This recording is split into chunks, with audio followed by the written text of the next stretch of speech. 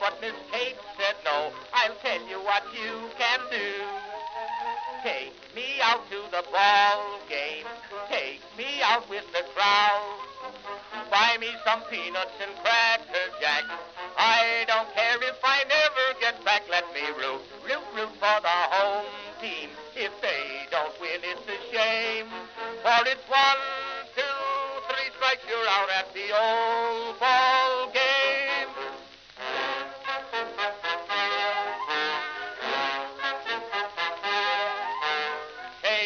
Casey saw all the games, knew the players by their first names, told the umpire he was wrong all along, good and strong.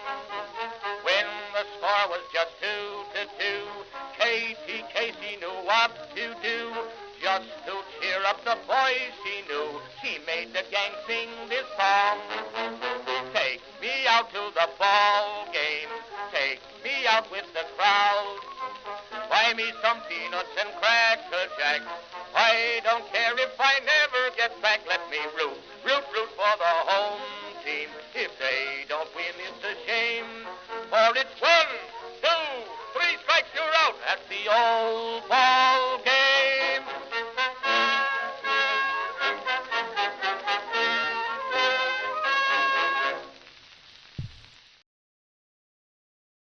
Greetings, folks, and welcome to live coverage of Orioles baseball, where this afternoon the Orioles are looking for another sweep.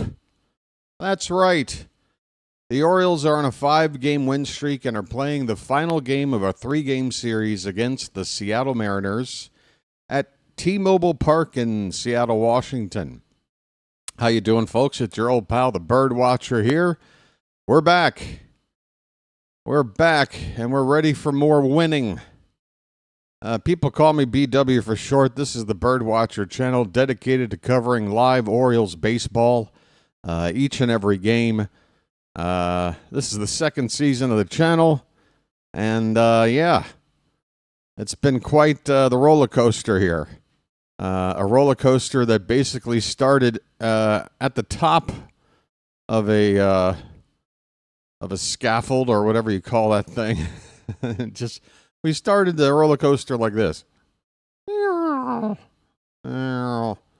hey, folks, for every downward, there's an up. We're going this way now. Now we're going up. We're going back up. All right, I'm going to work on my analogies. Look, the point is, Birdland is feeling pretty positive right now. The vibe has changed. People are feeling optimistic, even though you look at the record and, yeah, there's a lot of work to be done. But there's time, folks. Still over 100 games left in this season. We're not giving up. We've got a challenge today, though, folks. We do have a challenge. To keep this win streak going. We have the Athletics coming up starting tomorrow night.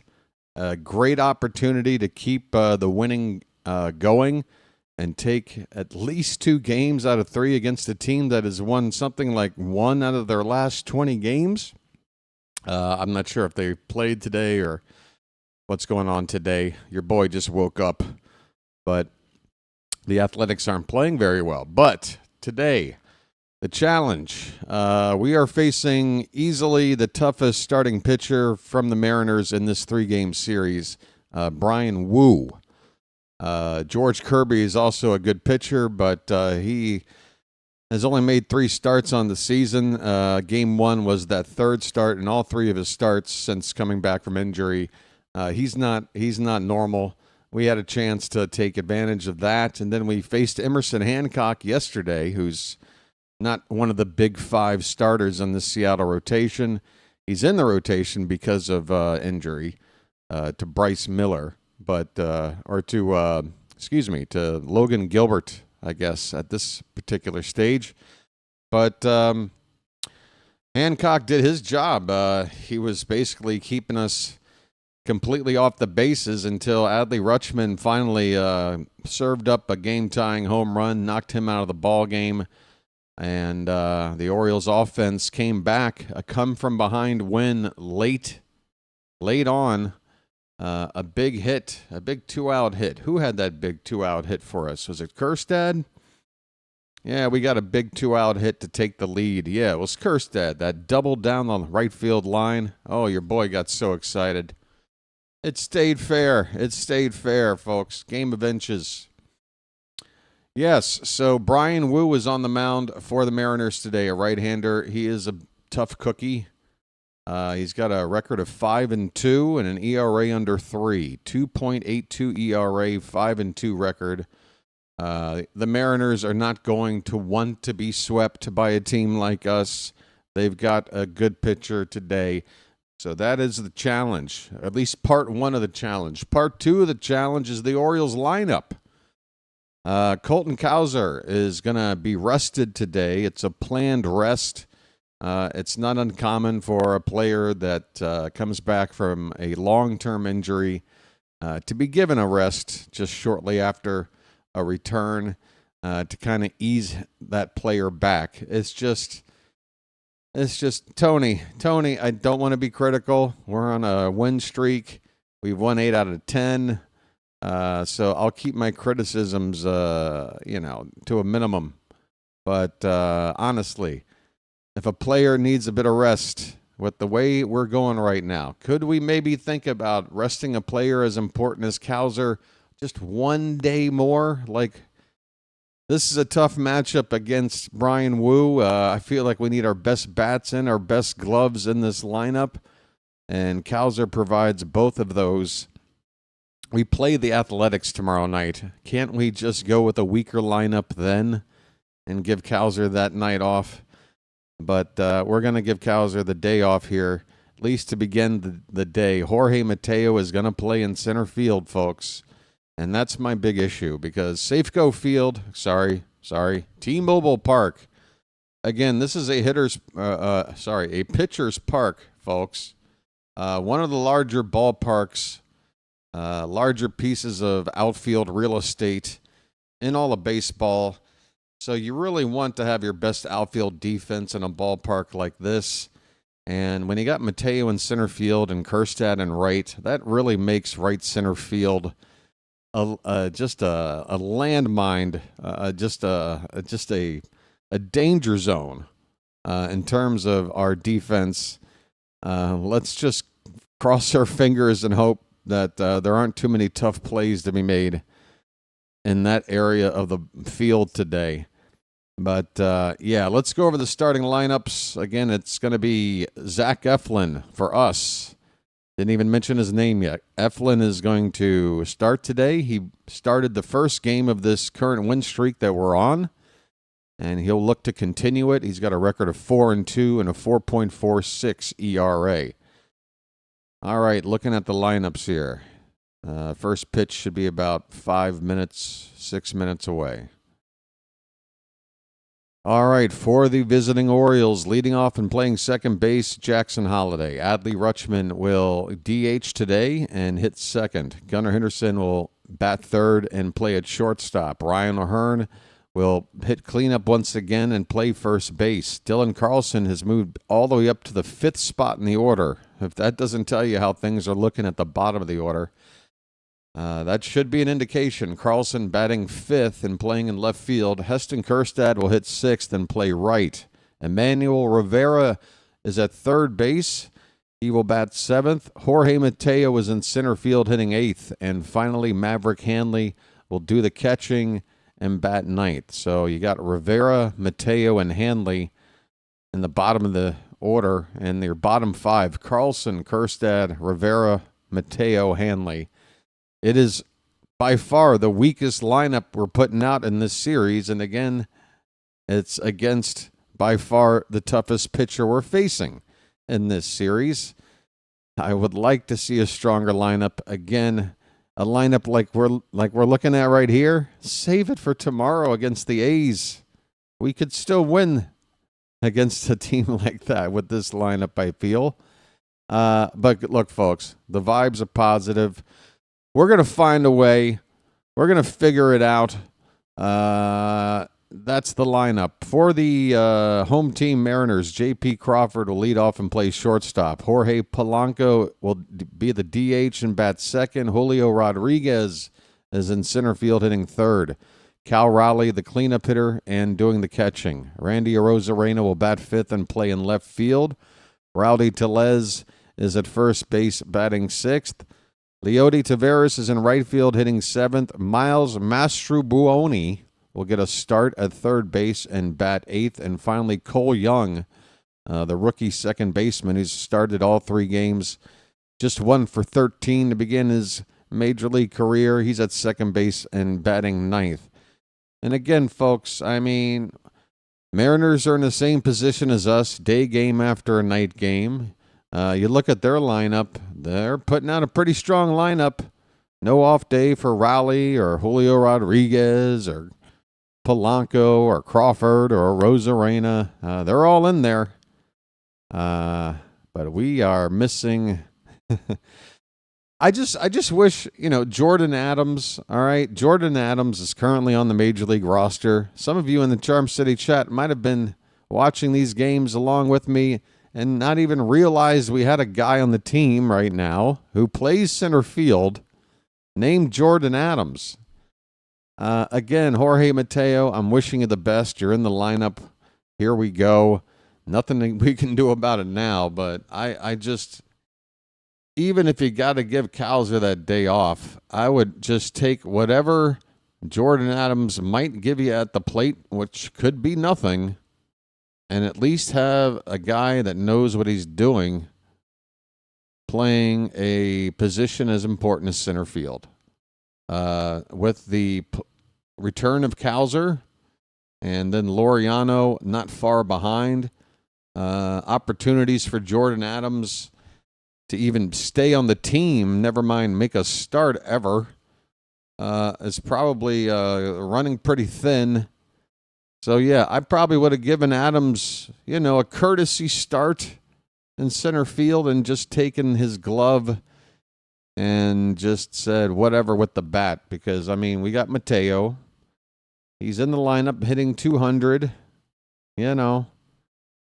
Is a 200 average really that important versus the defense that a guy like Adams may provide, even though he could give you an 0 for 4? You know how I feel, Charm City chat. Let's say hello to everybody. Folks, first of all, I just want to say a big thanks about yesterday's stream. There was a lot of conversation about the state of the channel, and I know it's not the kind of talk that a lot of people out there care to hear. They're here to listen to some baseball, but you guys tolerated me. Nobody seemed to make much of a stink about it in the chat. Just want to say thanks. And a lot of people showed their support in several different ways yesterday. This channel is going to be around for a little bit, folks. It just needs to, get a little bit healthier. The team is getting better.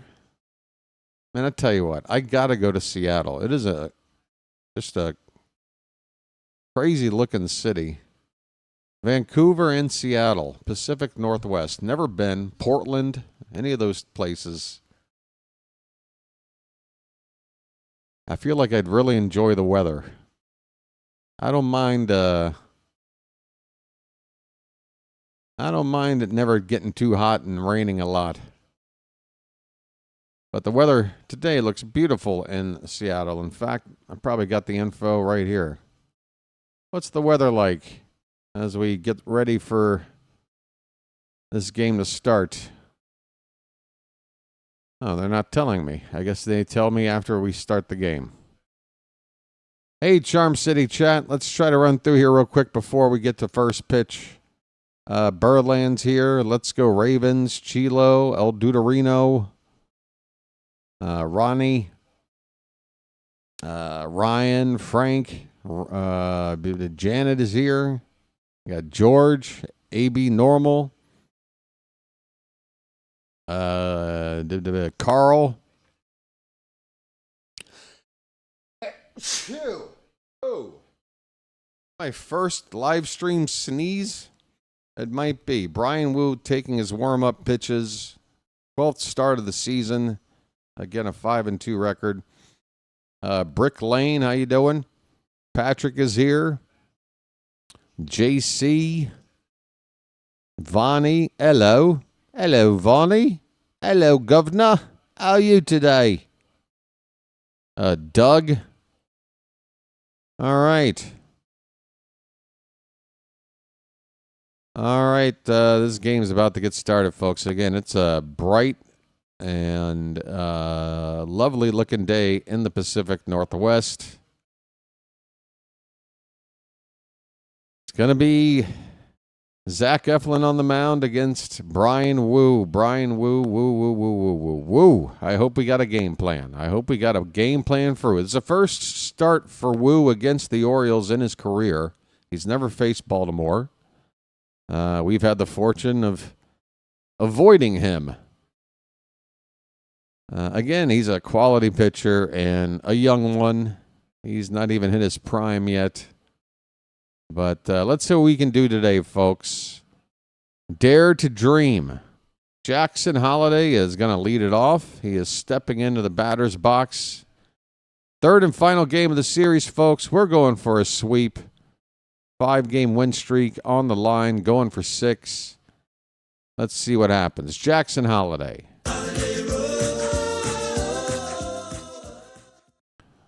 Wu gets his first sign, rocks and deals. First pitch is called a strike, and folks, we've already got a tough call. That pitch looked to be maybe a hair below the zone, but right on that border. Wu immediately hits the black with the pitch. It's 0-1. Next pitch is fouled straight behind home plate by Holliday. 0-2 the count. Holliday hitting .264.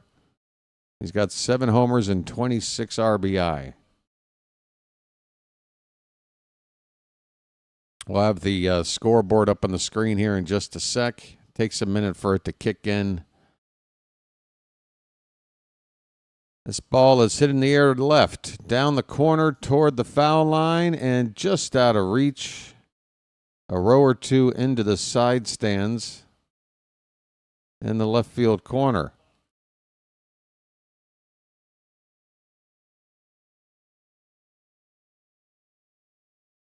Defensively for Seattle, it's a Rosarena in left, Rodriguez in center, and Taveras in right. Master Buoni at third. Crawford at short, Young at second, Tellez at first, and Raleigh behind the plate. 0-2 to Holliday is inside.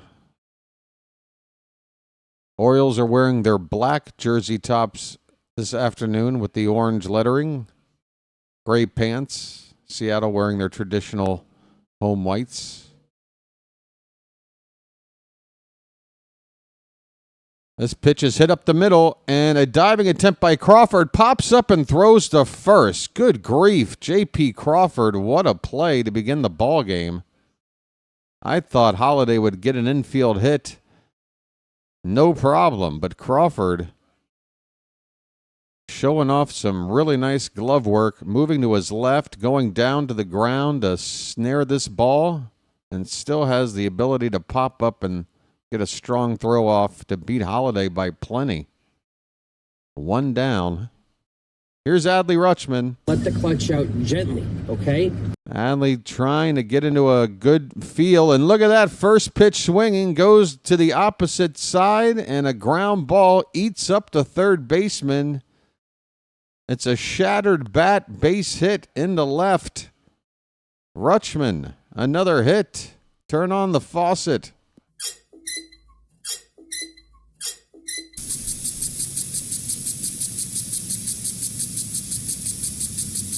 That ball ate up Miles Mastrobuoni.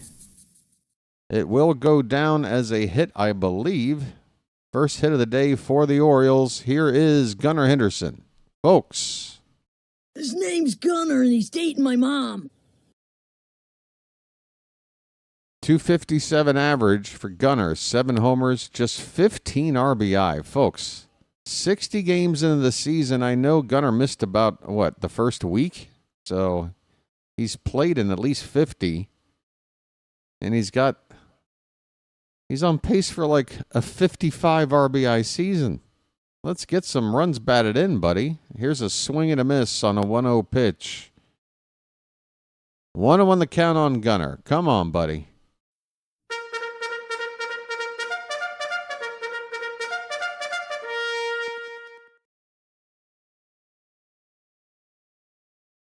Next pitch. Check swing, but Gunnar went around. The home plate umpire did not need an appeal. He made that call himself. 2 strikes on Gunnar. 1 out, runner at first. Just getting started here on a lovely afternoon in Seattle.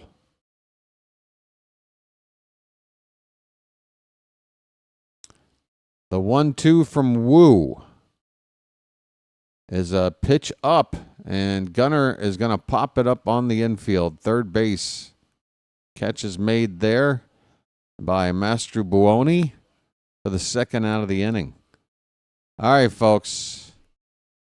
Who's ready to turn and burn? Anybody vote for this guy in the All-Star game yet? The ballots are live. Lights on. Let's turn and burn. Vote him in, folks. Vote him in. DH. That's where you'll find him listed. O'Hearn takes a first pitch strike. 328 the average. 9 homers, 23 RBI.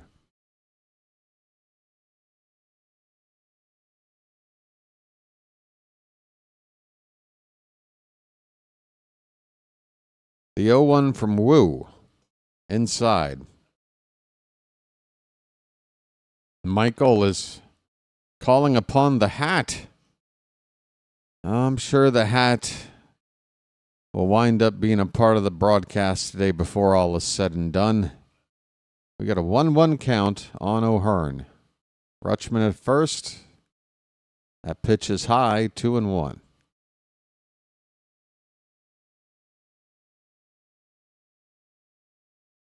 Wu throws a lot of fastballs.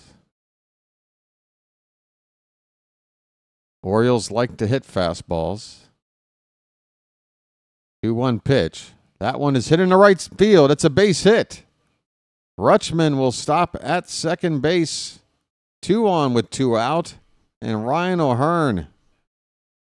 Buddy, you're going. Where is the All-Star game this year? Just go ahead and get a plane ticket. Go ahead and book your air ticket now and get a good seat. You're going wherever the hell the game is. Hey, by the way, that's something I've been waiting to mention for a while now. Here's Dylan Carlson. Again, this Oriole lineup today. Here we are with 2 on, 2 out in the first, and it's up to Dylan Carlson to be the RBI man. He takes a called strike. You just wish you had one more player in this order with a little more punch to be in a spot like this in the first inning. Swing and a miss on a heater up and in, and quickly it's 0-2 on Carlson.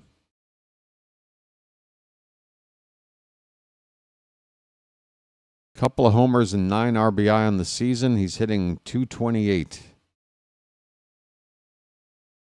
The 0-2, swing and a miss, and there you go. That's what I was afraid of. This is the problem with this lineup. You get a couple of guys on, you build a rally, and then eventually you wind up with a guy up there in an RBI spot that may not be the best guy for the job. The Orioles get 2 on with a couple of hits, and they are stranded. We go to the bottom of the first. Baltimore nothing, and the Mariners coming up. Oh, folks, I just wish if we were going to put up a weaker lineup, we just would wait one more day to do it against the Athletics. We got a tough cookie here. We're trying to sweep in Seattle. You got the A's coming up tomorrow. Give a guy or two a day off there. Doesn't necessarily mean you automatically still win the game, but I just feel like, you pick your spots to rest guys. And if it's a difference of a day, and the difference between a quality player like Wu and a team like Seattle that's, if not leading their division, they're, a half game behind Houston as of right now. They're a decent team. But I will stop complaining. We will forge ahead. Let's go. Hey, Charm City chat, you guys know the drill. Just a friendly reminder to hit the like button if you haven't already since you got in here. You got another 8 innings of baseball to call. 8.5 innings. So go ahead and knock that out the way if you don't mind. Not too many people here yet. Could be a pretty low turnout on a getaway game on a Thursday afternoon. All right, first pitch, and wow. What's the deal? The first pitch Wu threw was a borderline pitch called a strike. Eflin hits the inside corner on the edge, but it's ball 1. Crawford on the next pitch hits one to left, right at Dylan Carlson for the first out. Eflin, 2 pitches, 1 out. This is the 8th start for Zach, 4-2 record.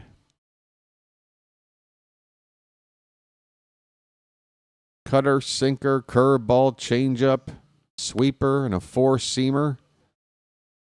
6-pitch mix, and he does throw all 6.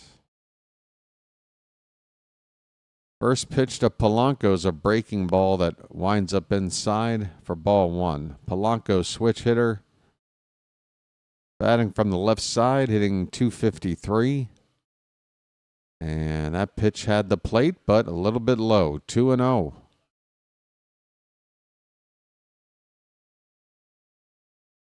What happened to the scoreboard? It jumped off the page. Everything jumped.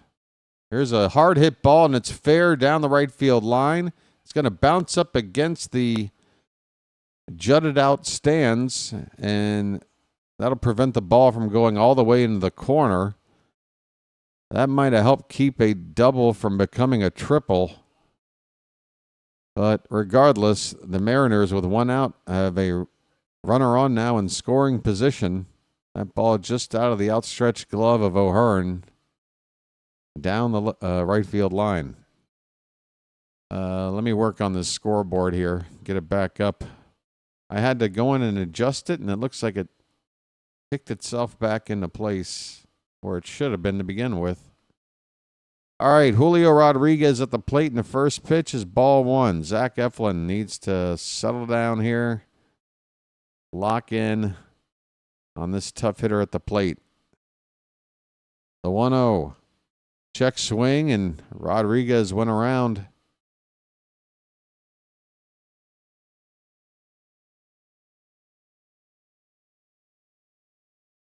One ball, 1 strike.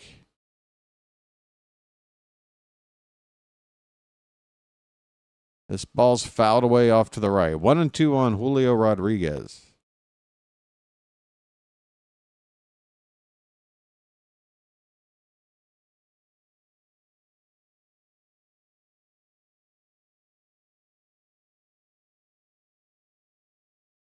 Okay, so on this side, the scoreboard is up. Now I just got to get it over here. Next pitch, swing and a miss. Zach Eflin sets Julio Rodriguez down quickly, 2 away. Well, y'all come back now, you hear? 93 miles an hour with some late dipping action on that pitch. 2 down. Cal Raleigh up next. Switch hitter batting from the left side. Swing and a miss. That pitch near the dirt. Eflin gets ahead of Raleigh, 0-1.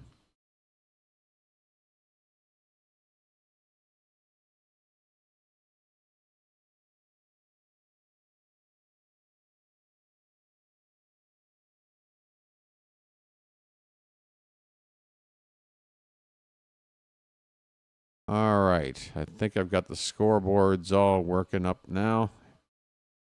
Here we are. What's going on? The trainer's out to talk to Eflin? Oh, he's talking to Maverick Hanley at home plate. Was there a foul ball off of Hanley? Or was there a bat that hit him on a backswing? What happened? Hanley seemingly... Okay, let's see. We're getting a replay of whatever happened here.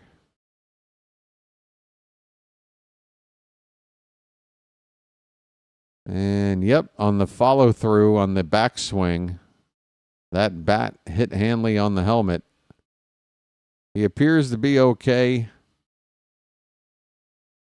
We got an 0-1 count on Raleigh. Here's the next pitch. That ball is hit in the air. Left field, backing up, still backing up. At the wall, the catch is made up against the wall. Dylan Carlson reels it in. Oh, no room left. That ball just stays in the park for us.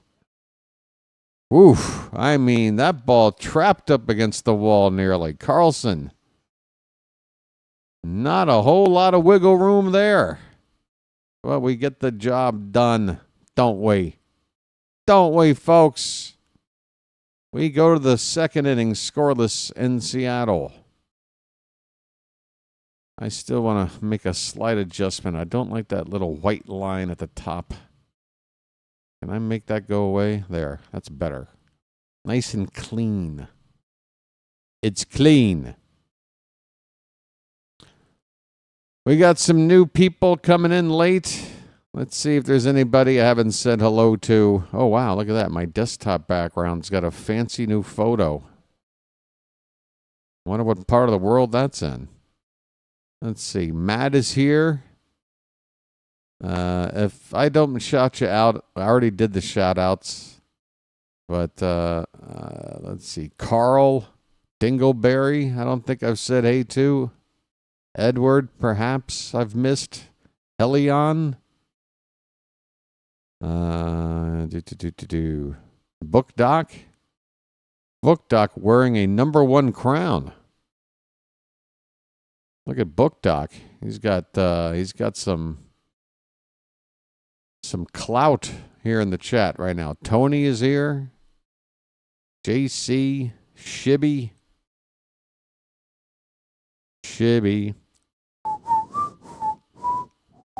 Parking lot, Malik. All right. Hey, by the way, folks, there's something I forgot to mention.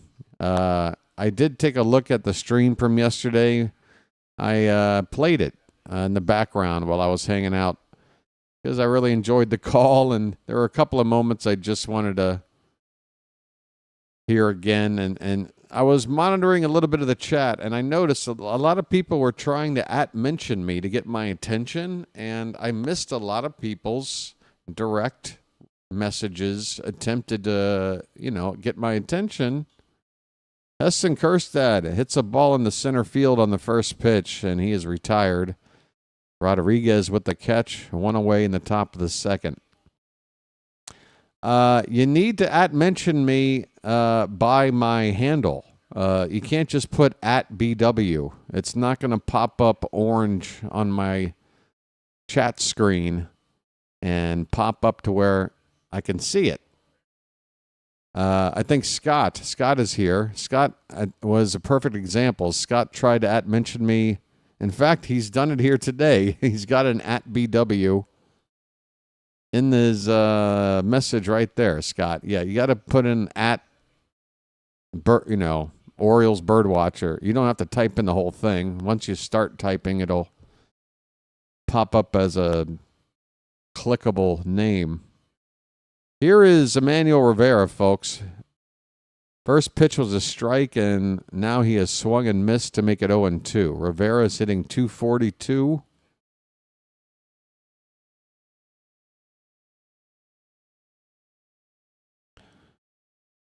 And that ball hit toward the right side. Second baseman Young over to first in time. Rivera is retired. 2 up, 2 down in the second for the Orioles. So what was the point I was making?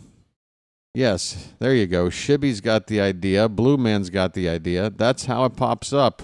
Now there's a big orange band that pops. So if you need to get my attention, that's what you got to type in at mention me, okay? So apologies for people in the past that have tried to get my attention by just typing in at BW, but that doesn't get the job done. Mateo at the plate, folks. 0-1 the count on him. And that's a called strike 2. Brian Wu throwing strikes with regularity. Expect him to not get into too much trouble with his command. He's a strike thrower. The 0-2 pitch, low and away for ball 1. Oh, now everybody's at mentioning me. Now I've got 6 at mentions on my screen right now. Great. Is this how often people are trying to talk to me? Is this how much conversations I've been missing? Swing and a miss. Mateo goes down. Folks, I don't know what to tell you. The bottom part of this order today, at least while Brian Wu is in the game, not going to make a whole lot of stink. So hopefully second time through the order, that top part of the lineup, which did get a couple of hits off of Wu in the first, will be able to string enough together to get something on the board. This bottom of the order today, as Patrick puts it, a white flag lineup. Really want to keep this win streak going, folks. Now, if we don't win today, look, it's not the end of the world. I don't think anybody here should be getting their morale down too much. I feel like taking 2 out of 3 in Seattle is a very positive step. And that's right now, worst case scenario. So we're playing with house money, folks. We've already met our goal, and now we're just trying to do a little bit better. Yeah, Eflin's going to have to be on his A game. Wow, everybody is now at mentioning me all the time. Maybe I shouldn't have brought this up. Can you believe Mike Elias thought he could get away or could get this guy from Mountcastle? But Brian Wu, like straight up? That's hilarious. We're going to need Ace Eflin today, says Blue Man. Yes, we do. Oh my God, everybody is going to at-mention me to death. Why did I bring this up? I support the channel by not skipping the advertisements. Well, Shibby, you're allowed to skip them. They still play. That's why they're skippable. I don't want anybody to have to sit through an entire ad in more than 5 seconds if they can help it. I think sometimes you might get stuck with an ad longer than that, but I set the ads in a way that should be a way for you to just click off of them after 3 to 5 seconds. Here we go, bottom of the second inning. Randy Arozarena with a 3/4 swing, and that'll be the second strike. First pitch, they got back here late. It was already 0-1. And there is swing and a miss. Good morning, good afternoon, good night, Randy Arozarena.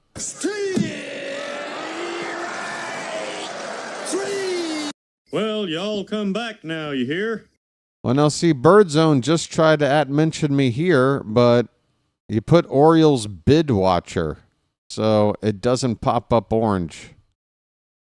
It's got to be the actual, but you shouldn't have to type it all out by hand. Again, once you start to type it, it should pop up like a like a menu choice or whatever. No, you're fine. No need to apologize. Just letting you know why that's a situation where I could have easily missed you trying to talk to me directly. Rowdy Tellez is at the plate. He's got a 1-1 count. And that pitch from Eflin is low. It's 2-1. Last night's tight affair ended with Felix Bautista up against Rowdy Tellez. Man, you talk about a heavyweight bout. And Rowdy hit a fly ball deep to center field. Off the bat, folks. Everybody probably swallowed their own tongue. But that ball stayed in the yard for us, and we won the ball game. That was the final out. The count goes full on Tellez. 1 out, nobody on. Eflin so far is looking pretty good. He hasn't even thrown 20 pitches yet. 1 out in the second inning. Oh, the name doesn't auto-populate on mobile. Okay. Ha-ha. You see, you phone people? That's a fair ball to the opposite field foul line by Rowdy Tellez. And, folks, that's a double for all but about 3 people in baseball. And Rowdy's one of those 3 that ain't going to make it to second base. Go ahead, Rowdy. You can have that. Should have been a double. It's a single for Rowdy with 1 out. Here is Leody Taveras. First pitch to him is high. Any clue why today was an earlier start? It's a getaway day, Blue Man. It's pretty typical for a midweek series to have that final game be an afternoon game so that the visiting team can travel on to their next city. And sometimes it's the last game of a homestand for the home team as well, and they got to do some traveling. In fact, I'm 100% positive this is the final game of this homestand for the Mariners. They had a 9-game homestand. This 3-game series, the final segment of that 9-game stretch. So both teams will be traveling after this game.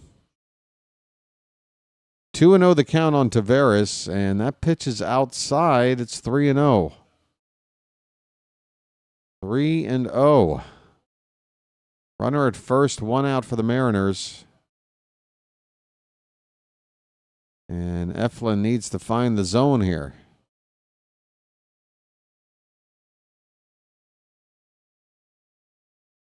Pitch. Right in there, a get me over heater for strike 1. Could somebody attempt to explain to Book Doc what these little crowns with the numbers 1, 2, and 3 mean? Because I don't even know if I understand what it is, but it's just another silly YouTube thing. This ball's hitting the center field. It's going to dunk in there for a hit. And that is going to put runners at first and second. Again, having Tellez on the bases is helpful. This is a ball that other guys might be able to go first to third on. Of course, other guys would have already been at second and would have scored on a hit like this. So that tells you what having no speed can do to your team.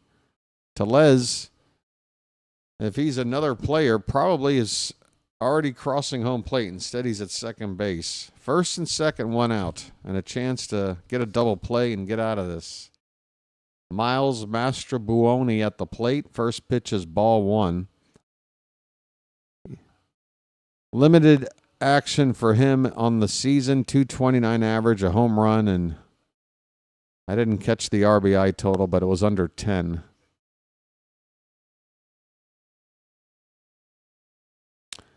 Yeah, it's the top 3 people leaving comments, I guess. But what is the purpose? What's there to win? I don't know. I don't know what the incentive is to be the person talking the most. Hey, if anybody deserves the number one crown, it's me. It's my job to sit here and talk for 3 hours straight. We got a 1-1 count on Mastro Buoni, which I would love maybe with some Alfredo sauce. This ball's lined at Gunnar. He's going to run to second for one. Throw off balance. Not in time. Gunnar tried to make another spectacular play. And all I'm worried about, or all I'm happy about, I guess, that matters, is that he doesn't throw this ball away to first. It was a hell of an effort by Gunnar. There's 2 down in the inning and runners at first and third after that fielder's choice. And that'll bring up the number 9 hitter, Cole Young. He takes a first pitch strike fastball on the outside corner. Young is 0 for the series. And Eflin needs to get this number 9 hitter out. Check on the runner at first.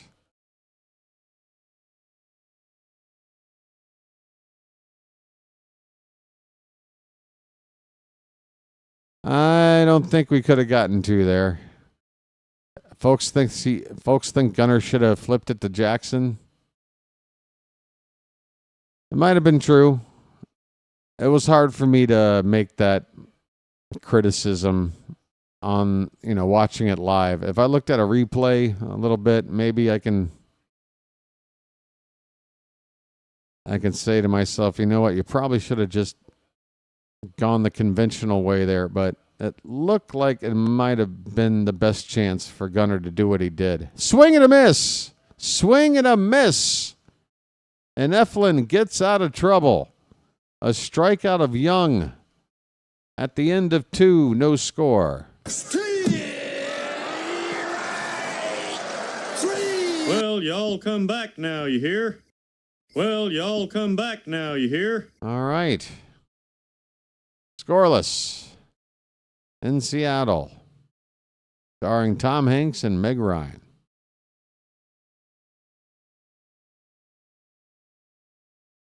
Two innings for Wu. He's given up 2 hits and struck out a pair. 2 innings for Eflin. He's given up 3 hits and struck out 3. Excuse me. Hey, it's the middle of the night acid reflux. It's back. Yay. Maybe BW needs to go get a beverage. I'll be back in just a sec. Let me get some refreshments here. All right. Hang on, folks. Where you from? Baltimore. What? Baltimore. Baltimore? What's that? Look, it doesn't really matter, all right?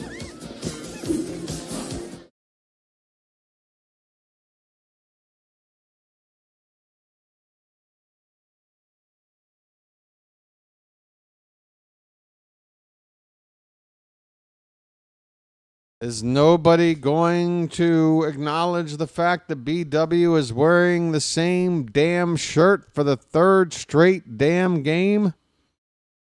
Folks, I'm turning into a street urchin over here.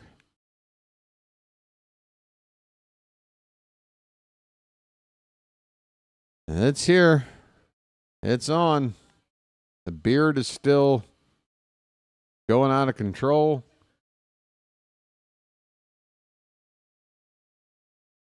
All right, here we go.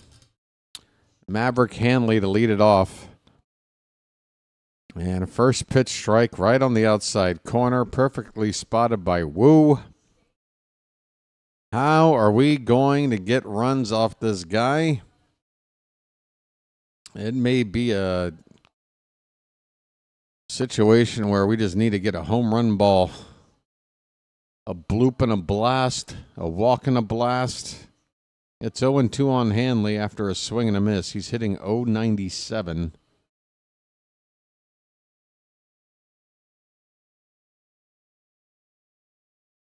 What's the difference? I don't know, George. Society deems that you can wear the same hat over and over again without having to wash it, and nobody thinks it's unsanitary. But if you wear the same shirt day after day, society tends to judge you.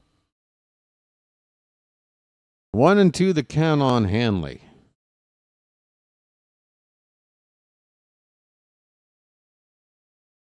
This pitch is off the plate. The count is 2-2. Hey, I haven't brought up my underwear situation for that very reason, Matt. Let's just keep that. Let's keep that under the rug. 2-2 the count. Off the plate. Full count now on Hanley. How about this? Can we find a way to get on base with a guy that only does it 10% of the time?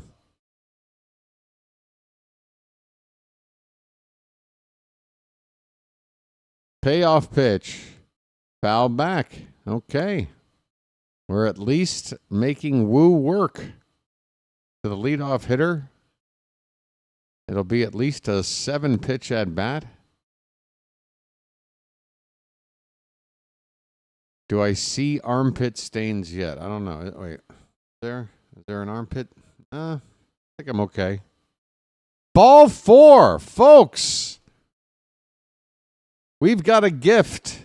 Brian Wu says, I don't know why, but I'm in the mood to walk the leadoff batter. And not only that, walk the leadoff batter who hits ninth and is batting under 100. Thank you.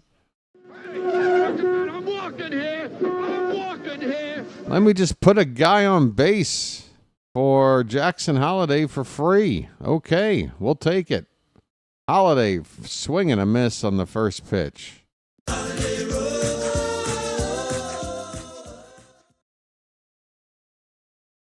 Yeah, Birdland, the strike zone you see on the Yahoo animation screen here, it is barely useful. Oh, Holliday with a line drive, but right at Crawford, who is standing right near the second base bag. Positioned perfectly to make the catch on a liner that was ticketed for center field. Holliday retired, 1 down. Here comes Rutschman. He's already got a hit today. Let the clutch out gently, okay? Can Rutschman heat up?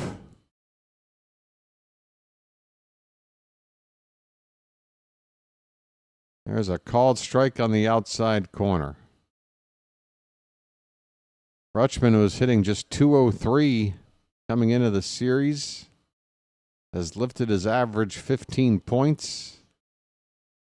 To .218, still a long way to go.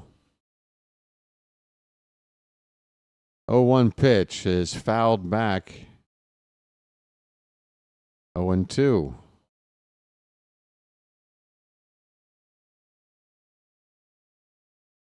By the way, folks, they will be voting during this upcoming winter meetings about whether or not to use the ABS system, automated ball strikes, the ability to challenge, tap the old helmet. I got a feeling it's coming into baseball for next season. Rutschman takes low. The count is a ball and 2 strikes.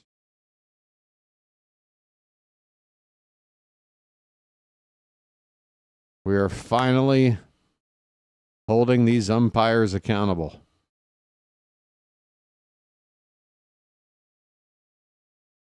The 1-2 to Adley is way outside, and it gets away. Maverick Hanley first given a free pass and now given a free base. He is in scoring position now. Hanley not the fleetest of foot. And here we got him basically on second base for free. With 1 down, we got Rutschman and Gunnar. Couple of chances to drive this guy in. 2-2 on Adley, the pitch. Oof, Adley. I don't know if you got an eagle eye or if you just gave up on that pitch and got lucky, but man, that ball was close. It's ball 3. Full count, folks. Where's the bugle?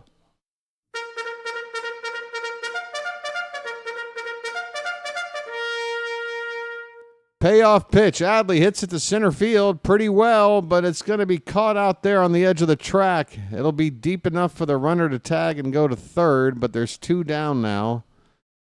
Hanley's made it all the way to third base. He's 3/4 of the way around for free. It's up to Gunnar to drive him in with 2 down.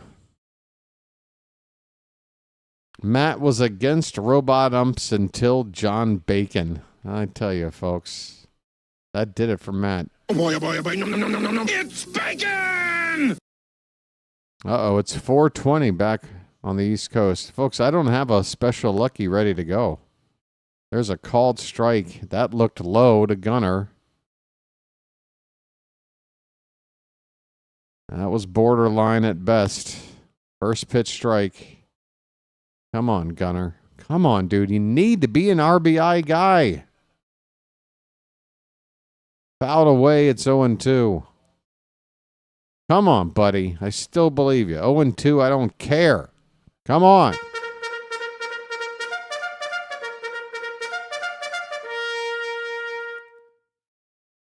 Let's go. Hanley at third, 2 down, no score in the top of the third. Gunnar at the plate, 0 for 1 so far. He's got an 0-2 count. Wu gets the sign and the pitch in the dirt and gets away. It goes all the way to the backstop. And Hanley will just touch home plate because the catcher, Raleigh, has no idea where the ball went. He just stood around looking like a kid lost in the mall. We've got a run on the board, and it's a gift, folks. 1-0 Baltimore. Folks, if that run isn't magic, I don't know what is.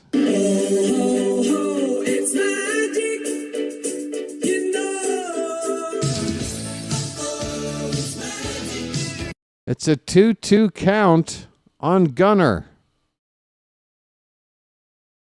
How did Maverick Hanley get on, get over, and get in? It's a mystery. We need Robert Stack to unsolve it for us. Full count on Gunnar.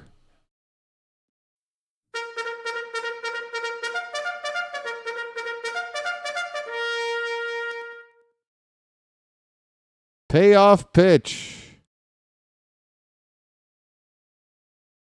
Swing and a miss, and Henderson strikes out. But the Orioles score a run in a way that I don't know if I've ever seen in my lifetime in 48 years of baseball. It's a walk to the number 9 hitter. He gets to second, on a wild pitch. He gets to third on a deep fly ball, and then he comes home on another. What, was it another wild pitch? How the hell did it happen? I don't know. Yeah, a second wild pitch in the inning. My goodness. Okay. Run on the board without the benefit of a hit. We'll take it. On to the bottom of the third, 1-0 Baltimore. Confucius say those who smoke Luckies will decrease their chances of getting lucky. Well, Stanley Confucius doesn't know what the hell he's talking about, because I've got no problems with either of those. In fact, I'll prove to you half of that right now. I can't prove the other half, not on YouTube anyway. That'll definitely get me a strike of some sort. Man, you're almost 50 years old. I know. I've already put in for a bulk order of Depend undergarments just to have on standby.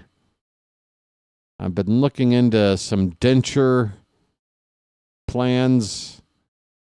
Yeah, a lot going on, folks. I'm getting pretty old. Be right back.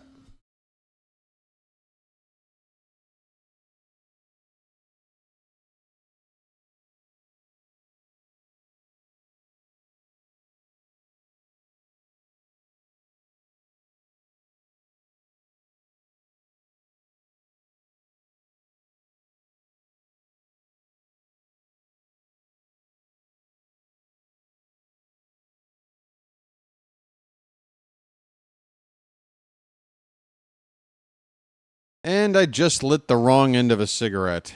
Oh, and the smell that a burnt filter gives off might be the worst smell of all time. Your boy can't even light a Lucky right. Zach Eflin is on. J.P. Crawford at the plate. 1-1 is the count. And this ball's hit in the air to left.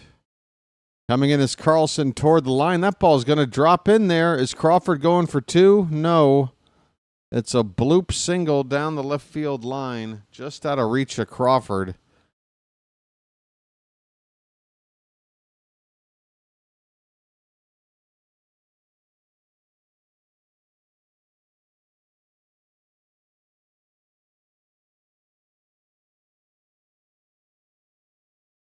All right. Right after we get that run, the Mariners have the leadoff man on, and the number 2 batter, Polanco. First pitch to Jorge is ball 1. What kind of sunglasses is he wearing? They look like hologram glasses.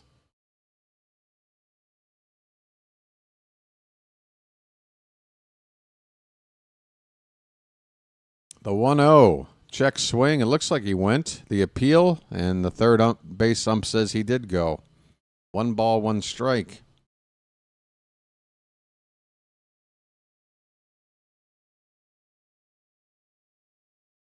Don't do what again? Light the wrong end of a Lucky? Yeah. Trust me, I hate it when I do that. Here's a hard hit ball, but right to Gunnar. He goes to Jackson for 1. He goes to first. Not in time. Polanco beats out the would-be double play ball.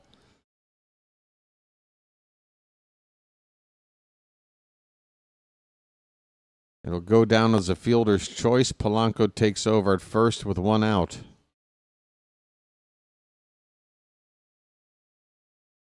Bang, bang play at first, but Polanco is safe.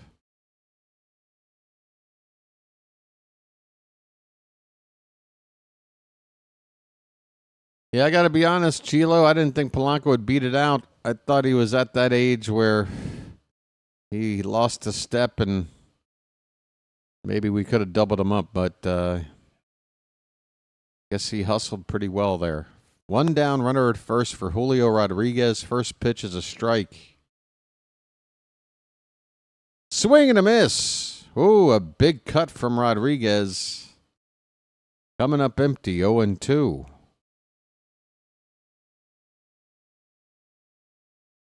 We got a new update on Gunnar's love life. He's now dating Michael's ex-wife.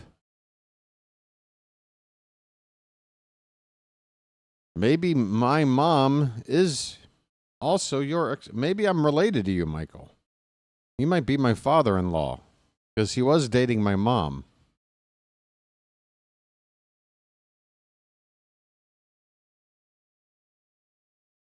The 0-2 pitch to Rodriguez is hit in the air and out of reach behind home plate. Roadrunner speed activate. Meep, meep. How did you do that? Check on the runner at first. He's back.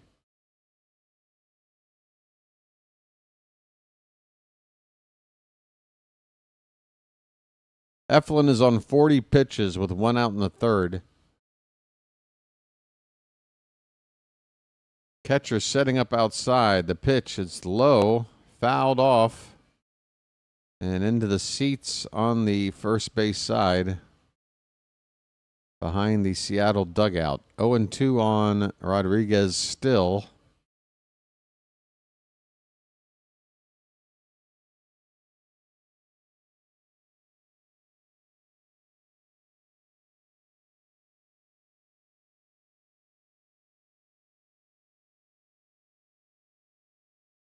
Oh, and 2 pitch. Swing and a miss, and a throw down to second is offline. But Eflin does get the strikeout of Rodriguez. Well, y'all come back now, you hear? However, with 2 down, Polanco steals second base. 2 down, runner at second. And I believe that brings up Cal Raleigh now. And with a base open, be careful here. First pitch is low and in, nearly in the dirt for ball one. You got the right-handed Arozarena on deck, who hasn't done anything yet in this series, versus a guy that, at least as of yesterday, was tied for the league lead in home runs with a base open at first. I think Eflin's going to be careful here. That pitch is outside, not close, 2-0. This looks like a pitch around. And I can't blame Eflin.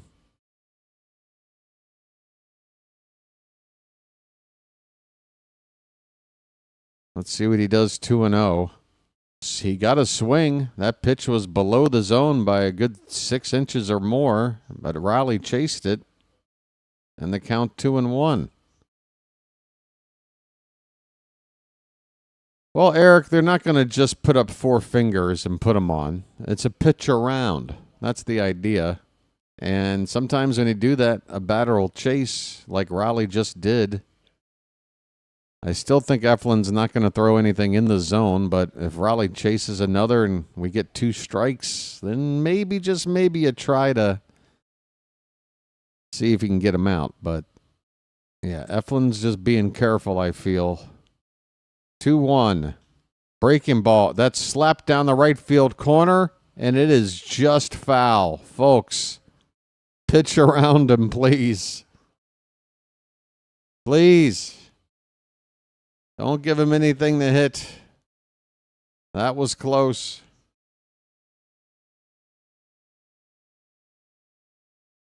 Two and 2 on Raleigh. 2 down, runner at second.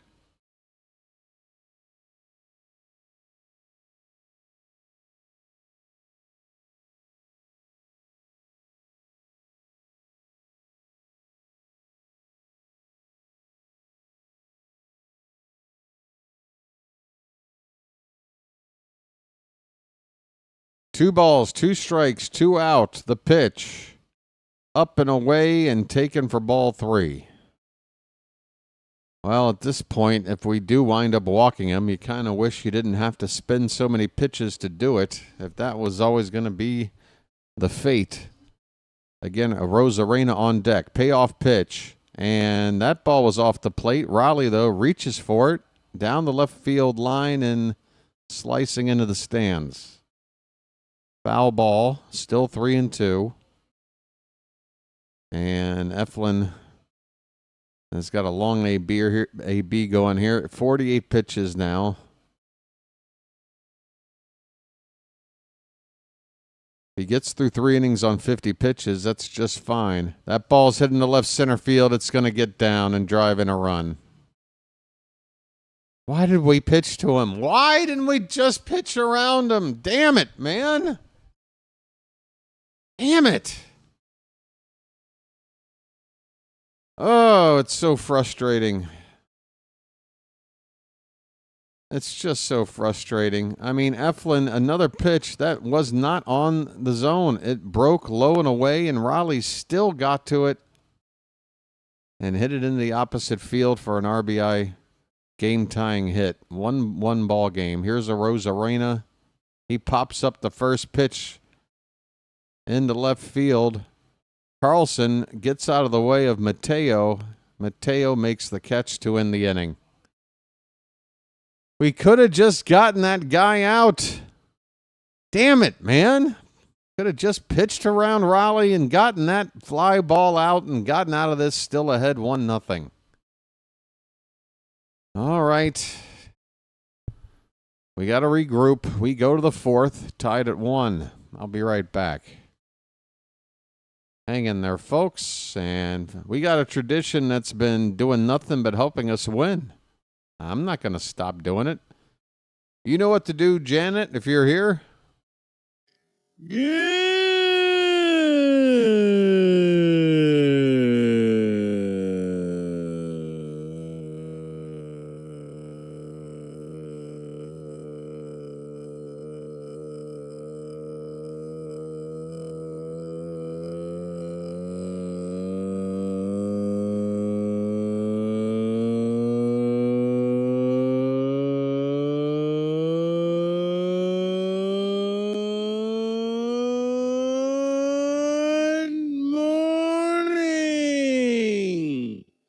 Hey, folks, we've got a new theme song. It's called Goo Times. Here it is.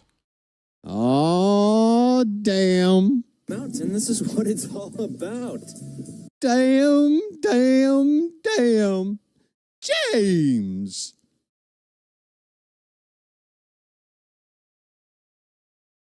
Goo times, anytime you need a place. Goo times, anytime you need a friend. Goo times, anytime you need. Not getting hassled, not getting hustled. Keeping your head above water. Getting every out that you can. Trying to protect a one-run lead. Goo times. Going for a 5-game win streak. Goo times. BW is really trying. Goo times. Ain't we lucky we got 'em. Ryan O'Hearn looks at ball one, folks. Lights on. Let's turn and burn. Top of the fourth, 1-1 ball game. 1-0 pitch is up and away, 2-0. So, folks, we have a theme song. It's Goo Times in Charm City right now.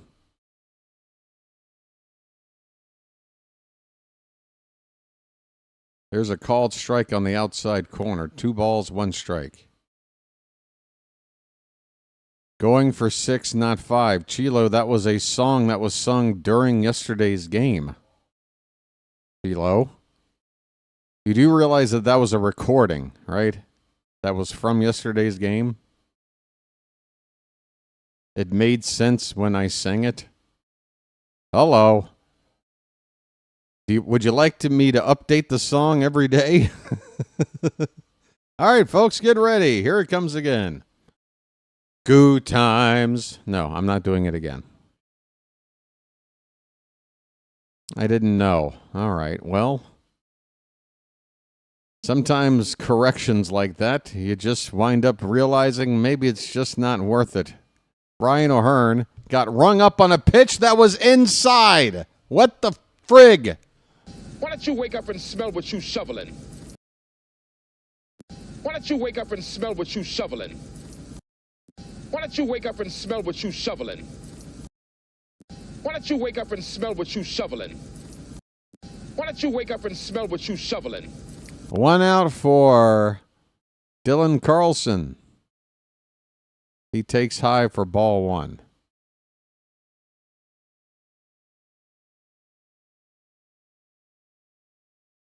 Oh, that's right. The umpire might need to have a turn in our special punishment mask. Our burlap sack full of beats. Hey, Blue, everybody, Charm City, grab him by the legs. Hold him down. Hold him down. Grab the bag. Here, take this, Blow, you son of a... Oh, no, not the bees! Not the bees! Ah! Yeah. Oh, my eyes! Yeah, you like that? You like that? There's more where that came from. Hey, we can pour another bag of these bees down your pants. Suddenly, you're not going to be worried so much about your eyes.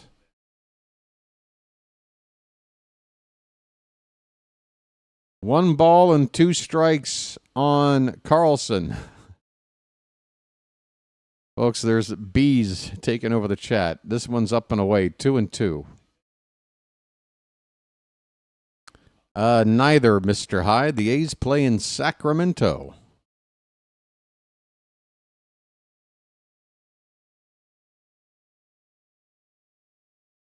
The 2-2. Hit in the air. Toward left center, the center fielder Rodriguez makes the catch.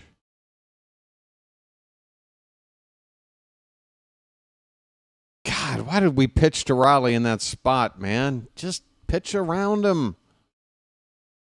Rosarena hadn't done a damn thing all series.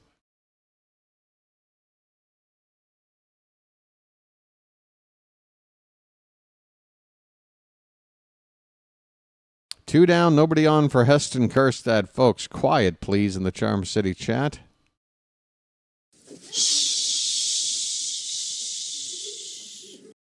Kerstad hits a ball to second base. Young over to first, and this inning is over quickly. On to the bottom of the fourth. We're tied at 1.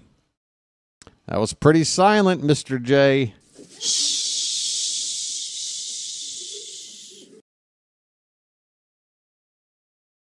Dang, that was fast. David, if I had a nickel for every time a lady told me that.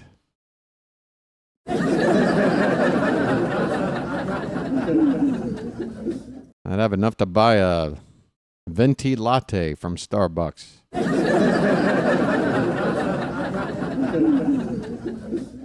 Which pretty expensive.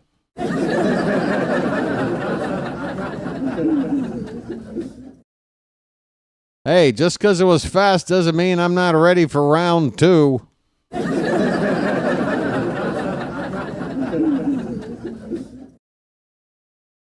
I got a quick recharge.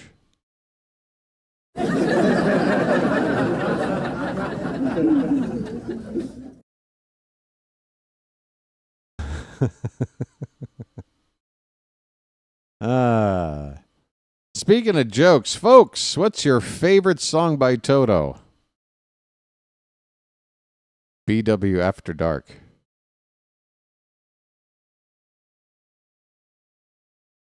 Some folks say Africa. I lean toward Rosanna. Some folks go Over the Rainbow. JC says Hold the Line. Janet.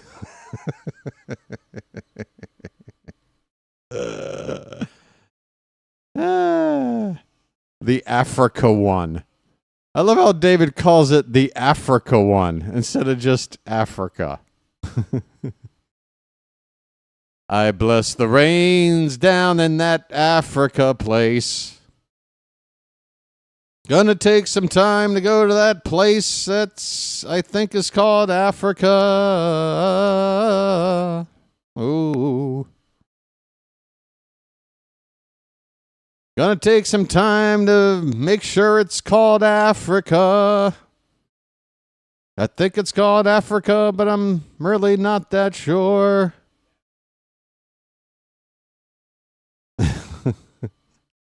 Rowdy Tellez at the plate. 0-1 the count.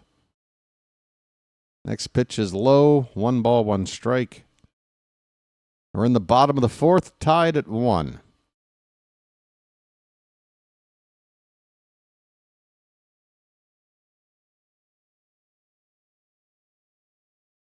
Here's a ball fouled back. 1-2.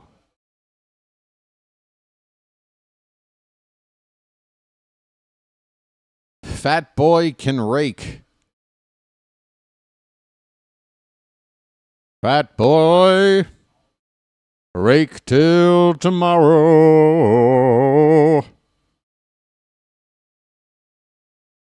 There's a swing and a miss, a foul tip apparently. Sit down, Rowdy. And when you do, make sure there's even weight distribution on that bench so that the other 3 guys on the other side don't go flying in the air when you sit down.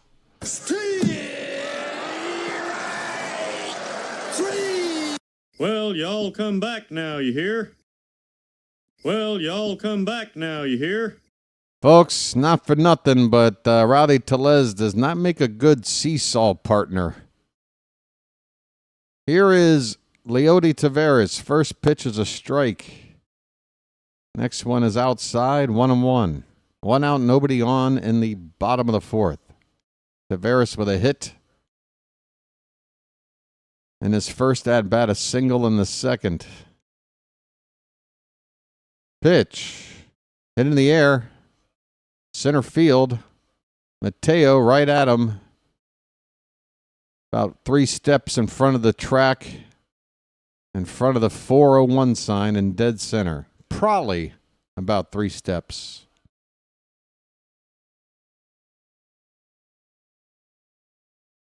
That's right. The seesaw becomes a catapult.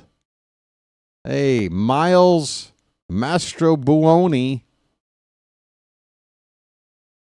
Folks, that ball's drilled in the left center. In the gap. cut off there by Carlson, and Master Baloney, after a wide turn at first, will stay there with a 2-out single. Keep this inning going for the Mariners.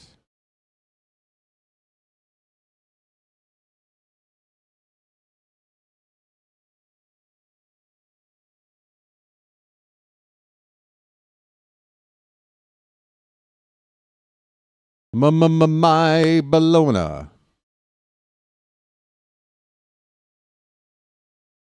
Runner at first, and a check on that runner before a first pitch to the number 9 batter, Cole Young, who struck out his first time up.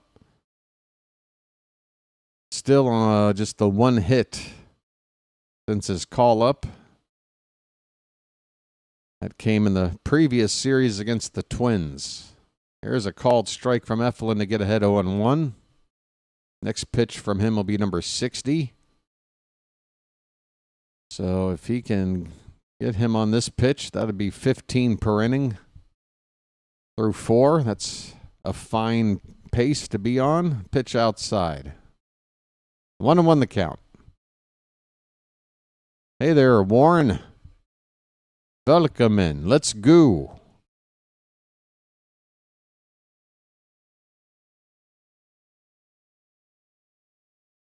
Eflin gets the sign and the 1-1. That ball's hit up the middle. No, it's not. It's hit to second. Right to Holiday. BW needs his vision checked. But the news is good. The inning is over. Eflin has scattered 6 Mariner hits. They have only been able to manage the 1 run. Meanwhile, we scored a run without the benefit of a hit. We have to feel fortunate that this score is where it is right now, I guess. And look at who's coming up for this next inning, folks. It's the bottom of the order. This does not look good for a rally. But, hey, if we get one of these guys on base, then it'll bring up Jackson Holiday with 2 down to maybe try to drive one of these guys in. Got to get one of them on base. If it's Mateo, maybe we can even do a little bit of running out there. What's going on with the out-of-town scores, folks? I'm seeing White Sox, Tigers tied at 2. Are any of the AL East teams playing at the moment? Oh, the Athletics. They have been struggling, but today they got an 11-1 lead on the Twins. Blue Jays up big on the Phillies, 8-1. D-backs and Braves, look at that. An 11-10 final for Arizona. Yankees are coming up later on tonight. And the Rays will play the Rangers later on as well. That leaves Boston. Who's Boston got? Hey, the Mets are beating up on the Dodgers again, 3-0. Cubs and Nats later. Giants over the Padres 3-2 at the moment. I did not see a Boston score. Isn't this oh, it's Thursday. So some teams aren't playing. I had it in my mind it's Wednesday. It's actually Friday where I'm sitting right now, and I'm thinking it's Wednesday. My brain is mush. All right. Emmanuel Rivera looks at a first pitch strike. We are underway in the top of the 5th. 1-1 ball game. Thank you, Blue Man.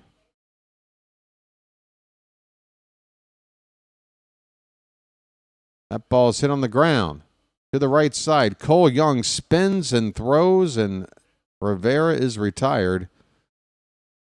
Tell you what, this rookie Young may not have a whole lot going on with the bat, but the glove work looking pretty good. This one, he's ranging to his left a long way.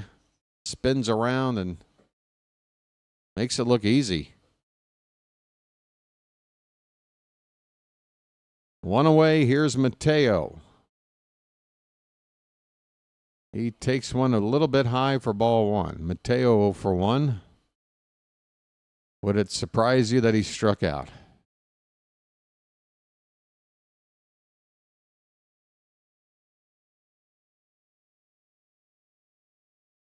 Here's one chopped foul off to the left. 1-1 the count. I don't know why, folks, but I just want to hit the bugle button.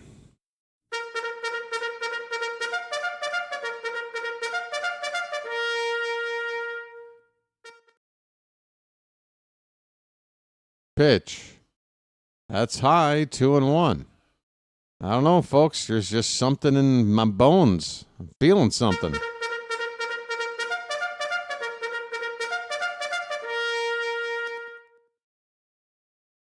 Two-one pitch. Called a strike. That's outside, Blue. You bum. Come on. Why don't you wake up and smell what you shoveling? Turns a 3-1 count into a 2-2 count. Somebody get the bees. Why don't you wake up and smell what you shoveling? 2 balls, 2 strikes. Pitch. Hey, Blue. Blow me. Blow me. Grab him by the legs. Grab him by the legs, chat. Hold him down. Oh, no, not the bees! Not the bees! Ah! Yeah, take it. Oh, my eyes! Does it hurt? Eyes! Ah! What do you want? Some calamine lotion? Shut up. Oh, no, not the bees! Not the bees! Ah! Yeah, take it. You bum. Eyes! Eyes! Ah! Get the hell out of here. Medic. Maverick Hanley at the plate. He's got a 1-0 count. 2 down, nobody on. And that ball's hit to second base. Cole Young with another play, and the inning is over. Thanks, Blue. Oh, no, not the bees! Not the bees! Ah! Oh, my eyes! Eyes! Ah! We're on a mission from God. Sorry, Blue. We're on a mission from God. God told us to put the bee bag on you. You bum. You bee bag bum. All right. Halfway through this one, we're tied at 1. All right. Halfway through, it's time for reinforcements.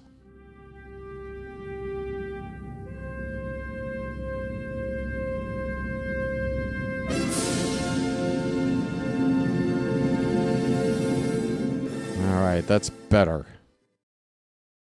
That feels better. The hat says, I want a 6-pack. Yeah, don't we all, the hat? Don't we all?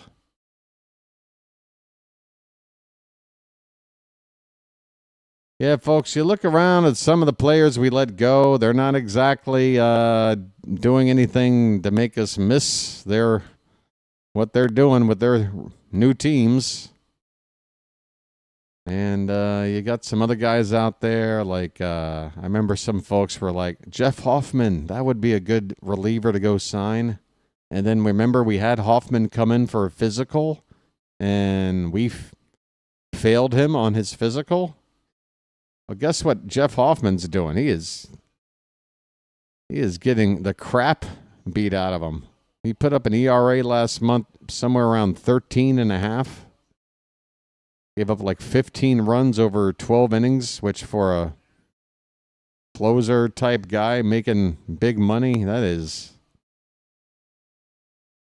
bad. Hey, Trevor Bauer.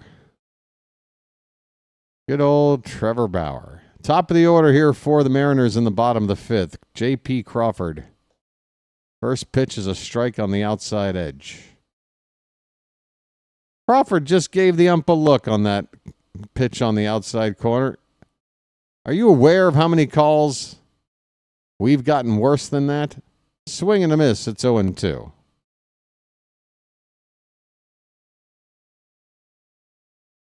Matt predicts a home run from a guy not in the lineup. That's bold. That's pretty bold.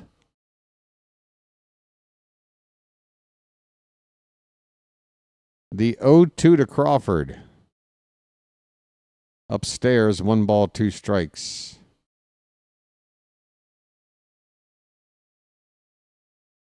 Hey, JC, we all know that the B is a very important... Right field. That ball is launched and over the head of Kjerstad, and now he's got to chase it down. It's going to be extra bases. It's a leadoff double by Crawford.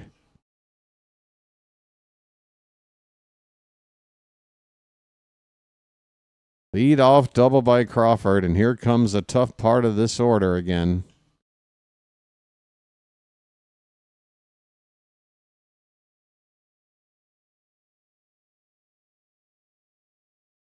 Not sure what Kjerstad was doing on this one, but that's kind of typical Kjerstad. Here is Polanco. First pitch is outside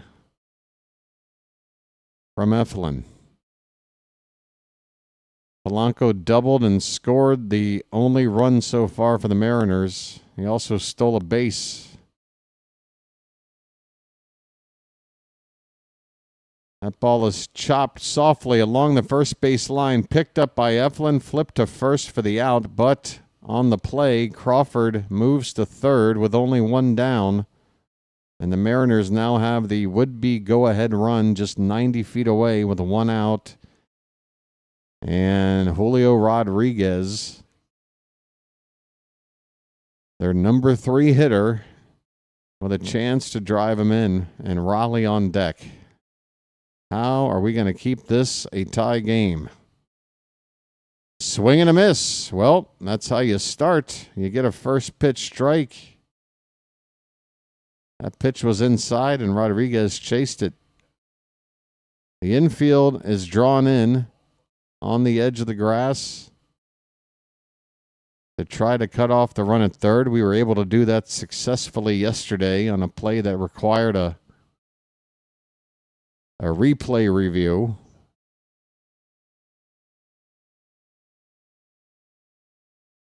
It's 0-1 on Rodriguez. The pitch. That one's hit foul at the plate. Might have gotten a piece of Hanley, and the umpire stepping out of the box to throw the ball back to Eflin is a courtesy to give Hanley a second to shake that off. It's 0-2, though, on Rodriguez. 2 strikes on the batter. Can we get a punch out? Setting up on the outside is the catcher. The pitch, low and away. Rodriguez does not chase. Julio has struck out in this first 2 at-bats. Can we make it 3? A 1-2. Hit on the ground. Right to the shortstop, Gunnar. They hold the runner at third. They go to first for the second out. Folks, I love it. 2 down. We hold the line.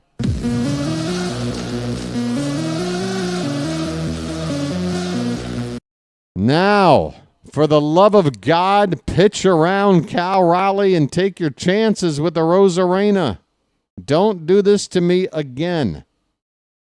Same situation, except you got a runner at third instead of second.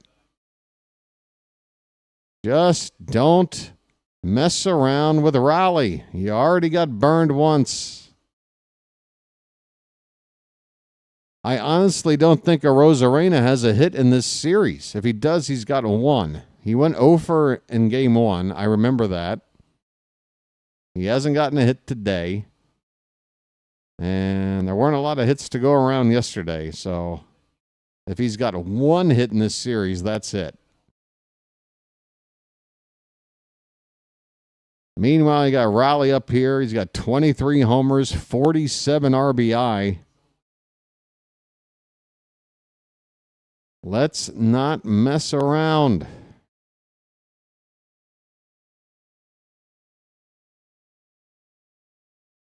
They will not put up 4 fingers. First pitch is low and away for ball 1. To Cal Raleigh. I don't want to see anything even within 6 inches of the zone. Because that hit Raleigh did get to put the run up for the Mariners. It wasn't even a strike. That ball's a strike, and he hits it high in the air to right field, and that ball is gone. I can't believe it. I can't believe it. I have no words. Major League leading 24th home run for Raleigh.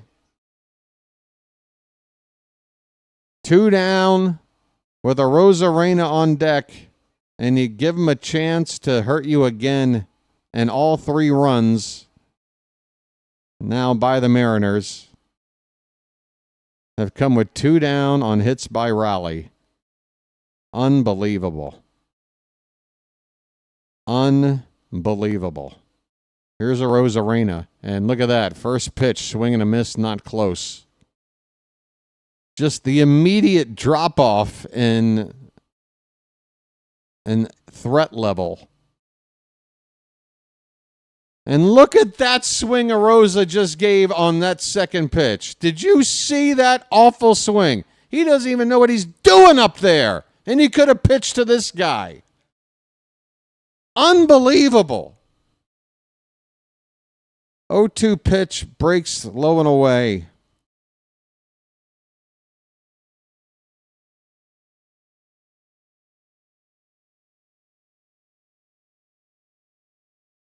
The 1-2, low and away again.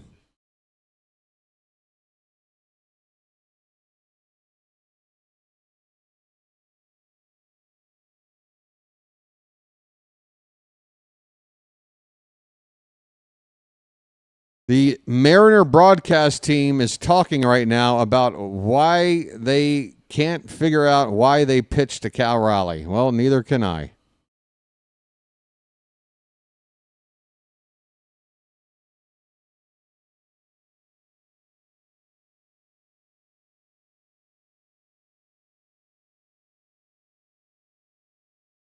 Can't afford to make bad decisions like that, folks.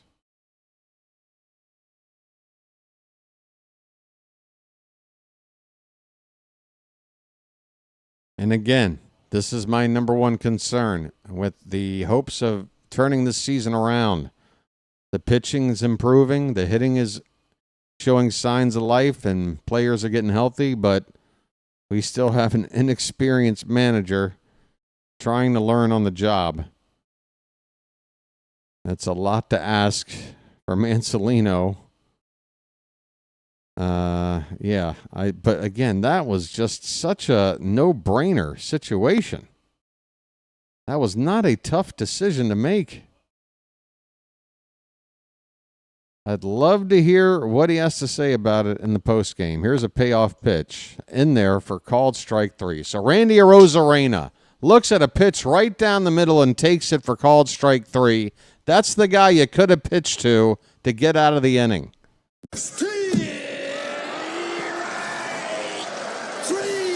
Well, y'all come back now, you hear? The Mariners take a 3-1 lead. All 3 runs never had to happen. All 3 runs never had to happen. Unbelievable, man. And again, we're putting out a weak lineup against a tough starter on their side. Come on.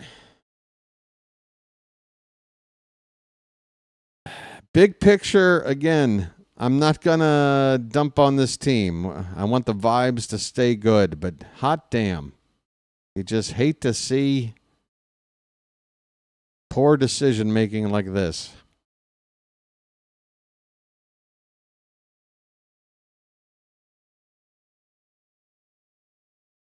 I'm not taking anything away from Seattle, Hutchins. I'm not saying if we do everything the way I'd like us to do that we automatically win this game. I'm just saying we failed to put ourselves in the best position to win in a couple of different ways. 1, by putting out a lineup like this, and 2, pitching to Raleigh twice in spots where we shouldn't have. That's it. Those are the problems. Both of them could have been corrected. They were not. Well, you can doubt me ever. You can doubt me ever. Just not this. Feel free to doubt me. Just not on this one. Oh, boy. Brian Wu back on the mound. Top of the sixth, top of the order for the Orioles. All right. I mean, again, with the lineup construction today, you got to hope for something in this inning. Leadoff man up. Holiday at the plate.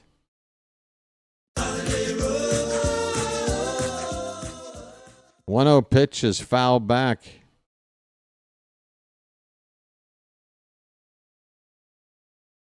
Holiday is 0 for 2.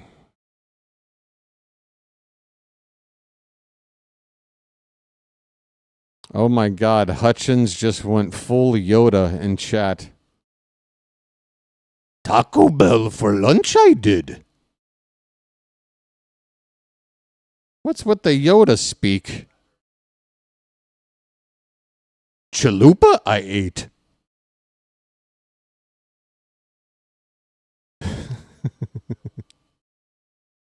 2-1 pitch inside. 3-1 on Jackson. All right, we need a base runner.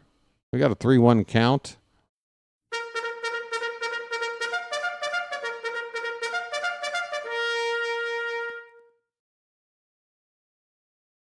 Pitch.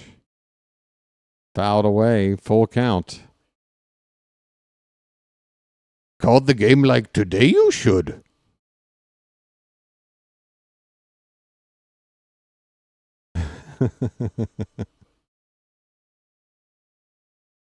We got a full count, folks. 3-2. Pitch. High, ball 4. Nice at bat for Jackson. Get that leadoff walk, buddy. Bring the tying run up now.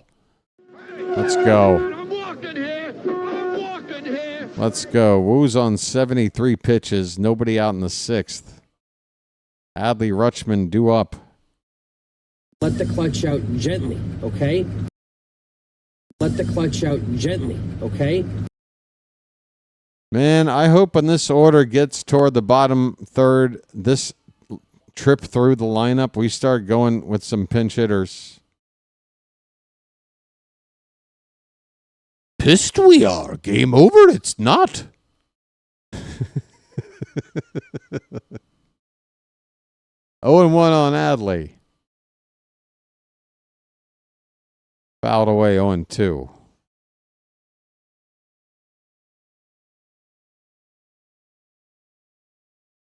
Oh, God.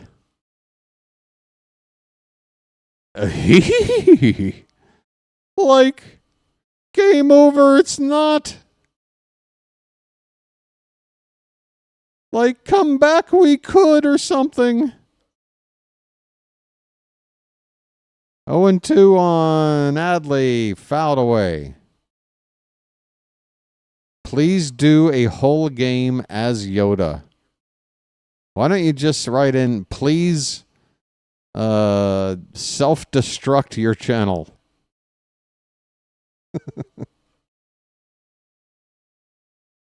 Oh, boy. Careful what you wish for. Here is a foul back. Still 0-2 on Rutschman. Hey, I might do a full game as Jar Jar Binks. How would that sound? Folks, tune in tomorrow for the Jar Jar Binks special guest play-by-play call. Adley with a crushed ball deep down the right field corner. It is gone. Bye, birdie. Rutschman homers for the second straight game. 2 long balls in 24 hours. And we have tied it up, folks. It's 3-3. Come on. I told you we had to get it done with this part of the lineup. It's magic, you know.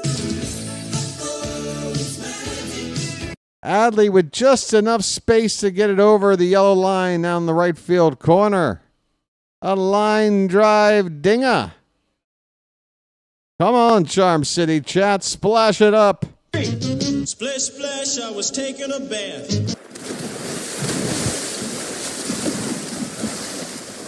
Gunnar Henderson at the plate. He's got a 1-0 count. His name's Gunnar, and he's dating my mom. Pitch. Swing and a miss. He chased one below the zone. Gunnar is 0 for 2. It's a 3-3 ball game, folks. Adley.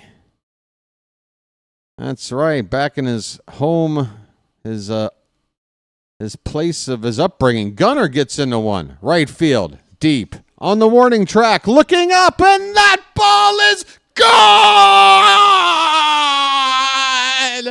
Back to back. Bye, birdie. The Orioles have taken the lead just like that. Holy cow, it's 4-3.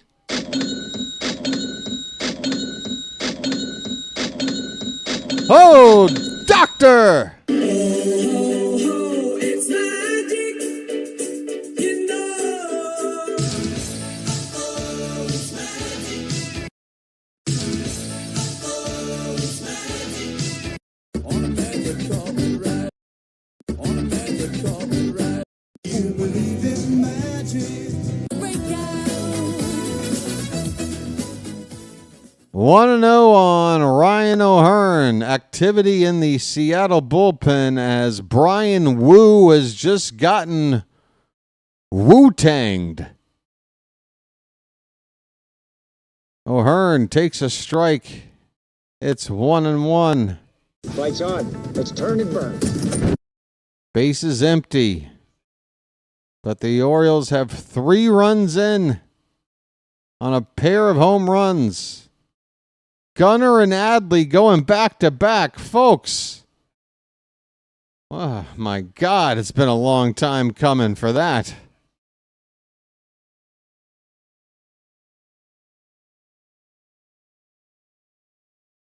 The two faces of the franchise linking up back to back. It's about damn time. Ryan O'Hearn fouls it away. It's still a ball and 2 strikes. Everybody loves a home run dependent offense. There's a check swing. O'Hearn went around and strikes out. 1 down. 4-3 Orioles. I can't believe it, folks. The adversity. And here we are in a lead, with a chance to keep this win streak going. Here's Dylan Carlson. Joel just won $45. Well, Joel's basically telling me he's about to send a super chat. Here's a ball hitting the center field. It's a can of corn for Rodriguez. 2 down. Carlson's out. I mean, that's the deal, folks. If you win a bet with me, I get 10%. It's called a finder's fee. Here's Kerstad. He's 0 for 2. 2 down, nobody on. That ball is hitting the center right at Rodriguez, and the inning is over. But the Orioles, holy Toledo, what a minute of baseball that was. Adley Rutschman with a 2-run bomb to tie it. Gunnar follows up just a couple of pitches later and parks one to make it a lead. 4-3 Baltimore. We go to the bottom of the 6th. Holy cow. Hey, by the way, things have been looking up since I put on the hat, right, folks? Anybody notice that, or is it just me? Do you believe in me? Do you believe in me? Folks, Joel. There's Joe hooking it up. He has become a Magic member. Folks, a round of applause for Joel. Look at those binoculars on Joel. How sexy. Nice binoculars. Nice binoculars. I mean that in a platonic way, Joel. Don't worry. Nice binoculars. Nice binoculars. Looking good, Joel. Thanks for the support and welcome to the fam. You're in. I said urine.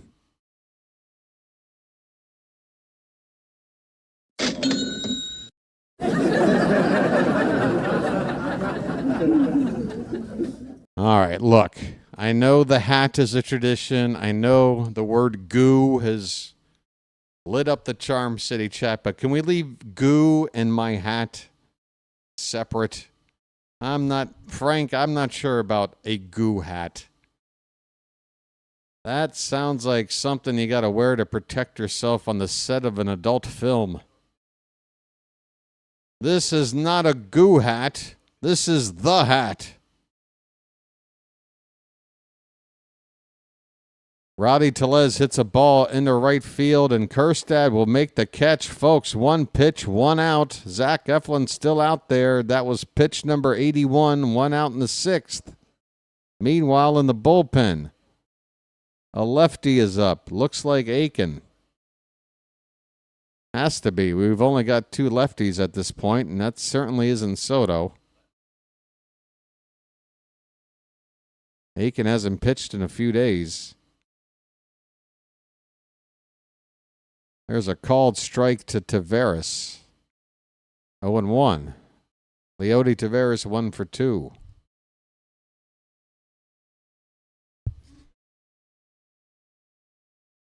This pitch is fouled off to the right.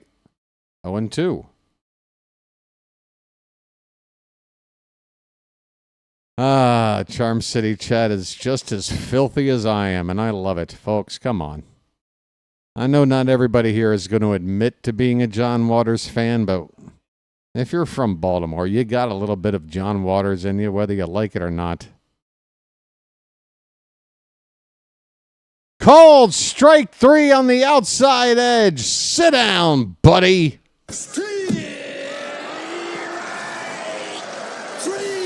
Well, y'all come back now, you hear? Sit your butt down. Who's John Waters? He's the guy that came up with this.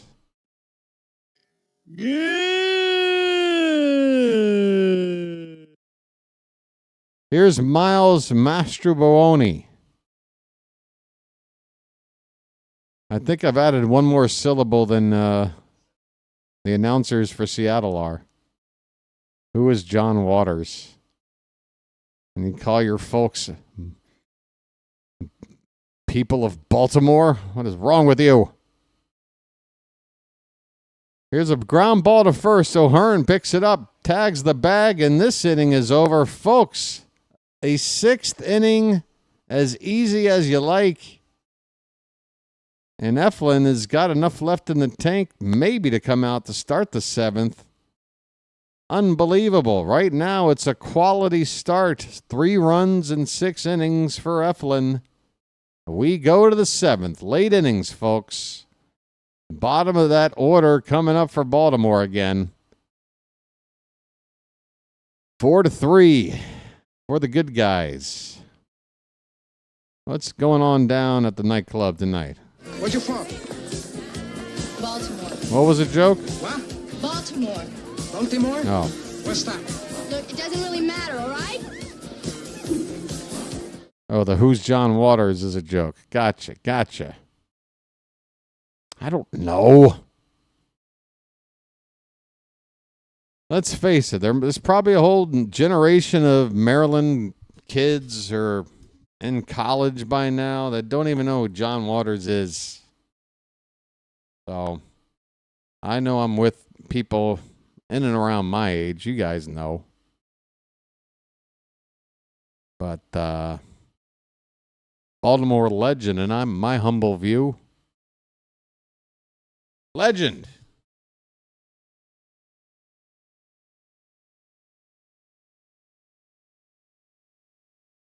Man, I wish I had a special lucky to light up right now.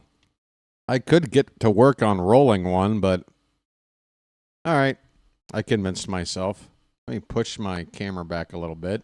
Make a little bit of room here on the table.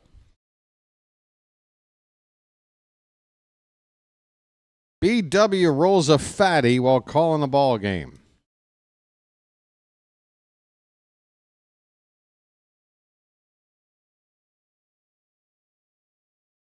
He's got all the tools he needs. Here's the paper.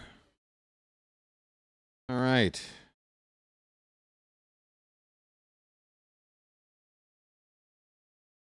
Oh, I'm putting in a combo today. We're going to rock something called Durban Poison. That looks pretty good. Emmanuel Rivera at the plate. First pitch is a strike. Carlos Vargas, a right-hander, on in relief. A little bit of the OG Kush.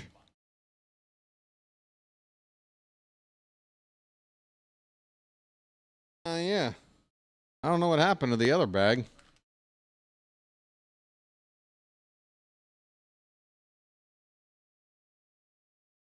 San Fernando Valley OG. Chilo. Oh, we got a ball hit to left field. Rosarena, and he will make the catch. Emmanuel Rivera flies out to left to begin the top of the 7th. One down.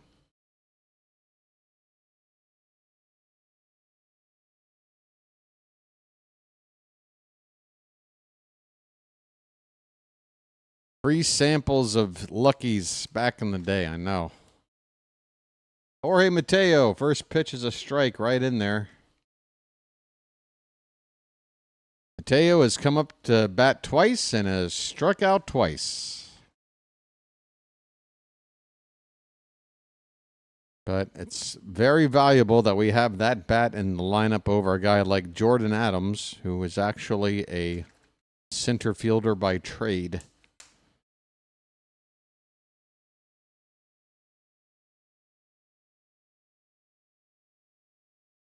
Oh, 2 pitch, fouled back.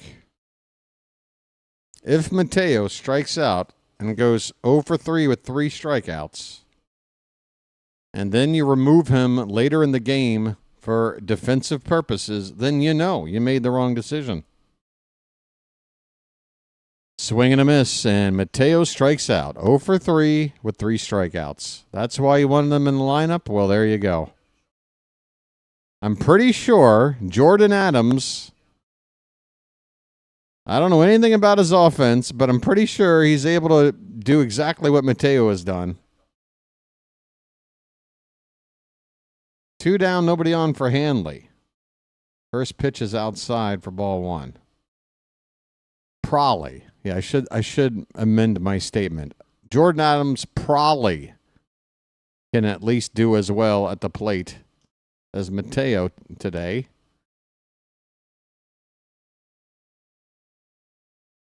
Maverick Hanley has a 1-1 count.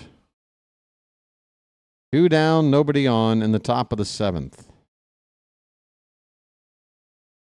Pitch. Hit on the ground, softly to first. Tellez has to turn around, throw to the pitcher covering, and he does in time to end the inning. No surprise, the Orioles go 1-2-3 with the bottom part of the order. On to the bottom of the 7th, folks. Cantankerous gifting a membership. Thanks so much, Cantankerous. I wanted to make sure to acknowledge that before we get into our little tradition here. Message for you, son. I offer you the opportunity to join me in glorious battle. Cantankerous. With a membership to a guy that's got a name that looks like a license plate. But congrats. Meanwhile, thanks again, Cantankerous. And I want to thank you very much for that.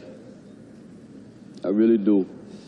Meanwhile, 7th inning stretch time in Seattle, folks. The Orioles have a lead. They're looking to win 6 in a row and 2nd straight sweep.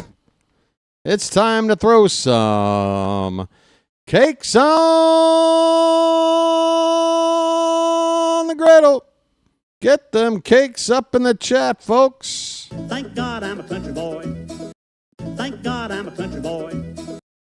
Thank God I'm a country boy.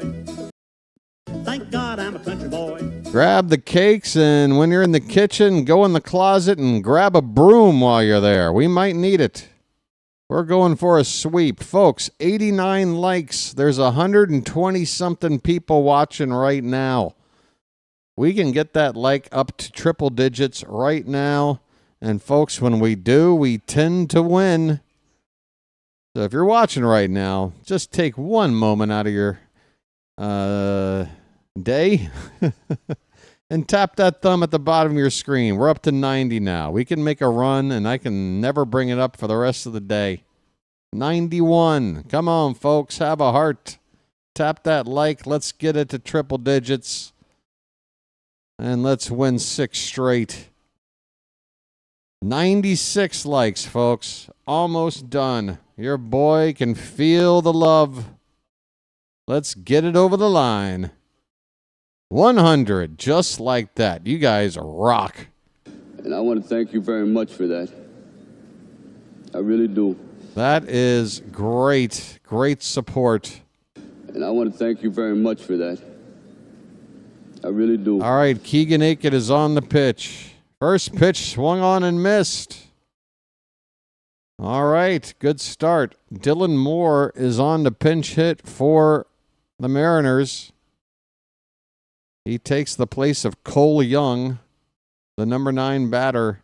Swing and a miss. It's 0-2. Aiken gets ahead quickly. So Aiken, the lefty, brought in. The Mariners counter with a move. They lift the lefty Young for the right-handed bat of Moore. 0-2 pitch. Check swing. Looks like he went, and he did.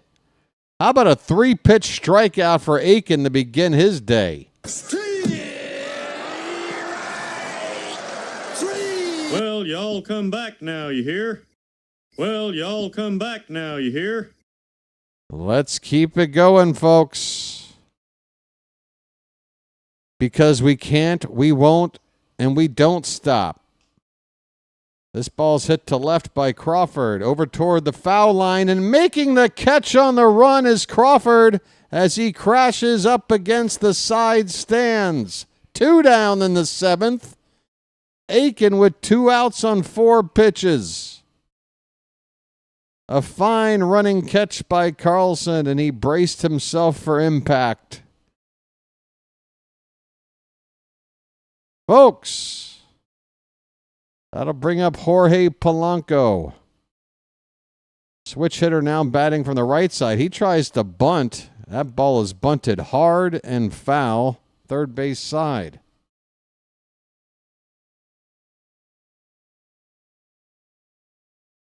Folks, Mike Davis. I almost called you Miles Davis, which, hey, that's a compliment.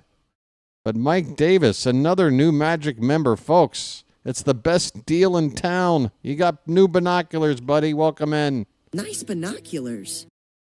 Nice binoculars. Mike Davis is a official Magic member. BirdWatcher extraordinaire. 0-1 on Polanco. Pitch. Swing and a miss. He chased one low and away. One more strike, and Keegan Aiken will have pitched himself a hell of a 7th inning here against a pinch hitter and the top 2 batters in the order. Sorry, I got to reach for my grinder. That pitch is inside, 2-2. Grinder. Is there a better word for what I do with this channel? I'm grinding, folks. I'm grinding on the channel. I'm grinding this weed. 2-2 pitch. Popped up. We got ourselves a 3rd out. Who wants it? Calling off everybody is... Who's that? That's not Kerstaden, right? Did we make a defensive change? Yes, we did. That is Colton Cowser into the game, and Jordan Adams has taken over in center field. Oh, my God. Mancelino got the memo. We've got outfield defense now.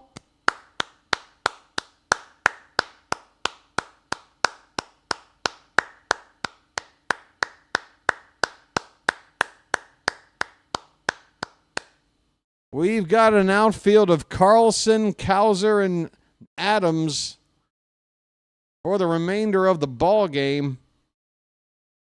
Cowser with that catch. All right.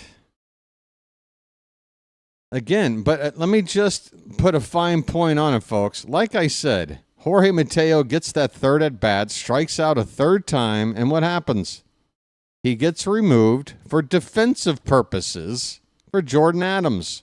Now you tell me, why not just start Adams? Can he do worse than strike out 3 times? You could have had a better defender in center the whole damn game. That's my point, Mancelino. That is my point. But what does BW know? Adams has been around for like a week or so.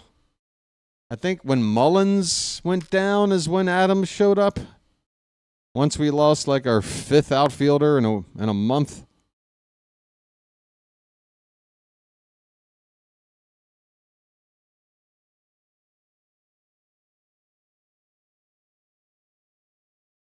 All right. We are Orioles. Hooah!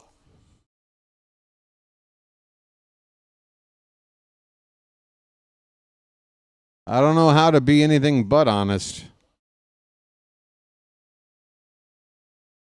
That's why people either really admire me or hate my guts. I don't seem to have too many people in the middle. Gabe Spire, a lefty, is on. He came on, was it yesterday's ball game to get Gunnar Henderson out in an inning with 2 down. He's up here to start the 8th inning with Jackson Holliday, Rutschman, and Gunnar to follow. So 2 lefties and a switch hitter. So they go to the lefty Spire. Holliday with a 1-1 count, folks.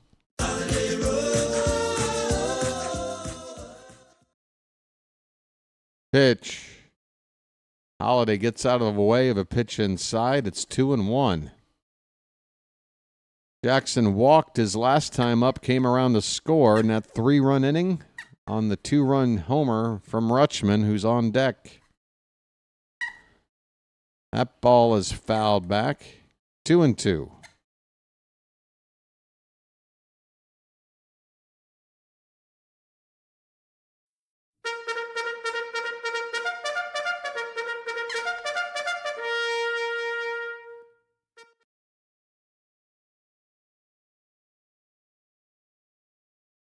Pitch in the dirt, full count. Holliday works the count full as the leadoff man here. Late in the ball game with a 1-run lead. You know we need a little bit more to feel good. Jackson, get on base, buddy. A walk is good. A hit is good. Pitch. That one is a chopper back to the pitcher. A high throw there. Luckily, he's throwing it to a skyscraper. Rowdy Tellez, he makes the catch. And Jackson is retired. First out in the 8th. Adley Rutschman. 2 more hits today, including his 2nd home run in as many games. His 7th of the season. Off of Brian Wu his last time up.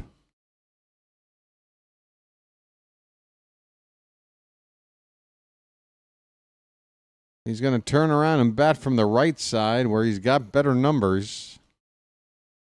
Against Spire, pitch over the plate but low for ball 1.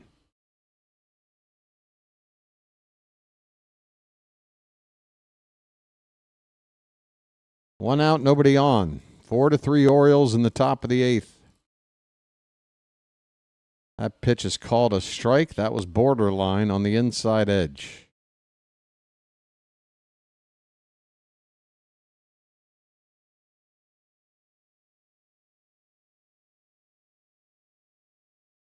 1-1 low and in. Adley's average is now up to 221. He's added about 18 points to his average since coming up here to his place where he grew up. And there's another hit for Adley.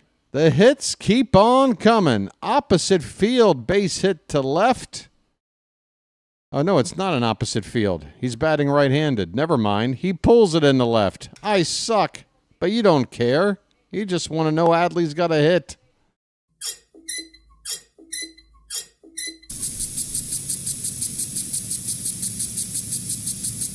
One out single for Rutschman. Here comes Gunnar. His name's Gunnar, and he's dating my mom. Gunnar homered his last time up. Takes a called strike. Ryan O'Hearn on deck, and oh, that's the 2-hour mark. I got to refresh the game. Hang in there, folks. This takes about 10 seconds usually on a good day. And where are we at? 1-1 the count on Gunnar. Pitch. That one is fouled at the plate. 1-2. One out, runner at first. And again, O'Hearn on deck. That'll probably be the final batter for Spire. With these lefty-heavy lineup here, top of the order for Baltimore. Pitch is low, 2-2. I almost dropped all of this weed onto the floor. That came very close, just as I was about to roll it. Oh, that would have been a heartbreak. 2-2 the count. Pitch. Swing and a miss. An off-speed pitch, and Gunnar way out in front of it. 2 down.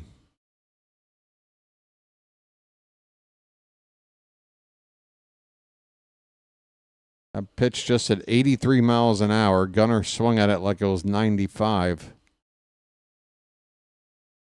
2 down in the inning. Conference on the mound for the Mariners. Let me have a Diablo sandwich of Dr. Pepper. Make it fast. I'm in a goddamn hurry. It's just a pitcher-catcher conversation right now. There is activity in the Mariner bullpen. I cannot identify who it is, though. Bit of a long shot from the camera there. Ryan O'Hearn's due up next, folks. Who's ready to turn and burn again? Lights on. Let's turn and burn. I say again, O'Hearn today. Well, he did have a hit in the first. But 0 for his last 2. Here's a pitch high for ball 1. Folks.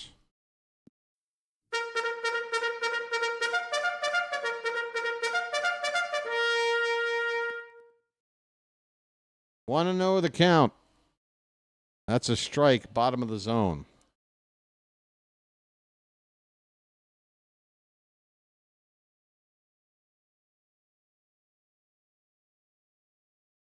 Critical moment in the J rolling process. It would appear we were going to be safe. 1-2 on O'Hearn. 2 down, runner at first. Pitch. Hit in the air. Down the line, third base side. Going into a sliding catch attempt is Mastroboni. He does not come up with the ball. It does land in the field of play in foul ground, but out of reach, and O'Hearn stays alive.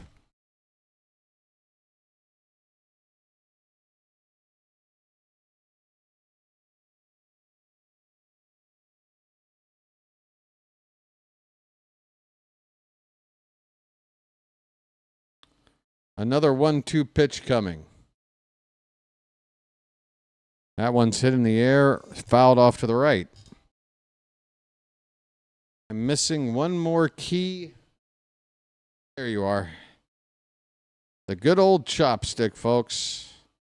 You want to pack a J just right? You need a chopstick.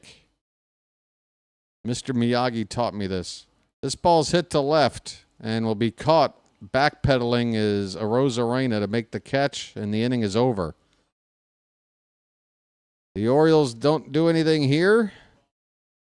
And we are getting late, folks. Bottom of the 8th.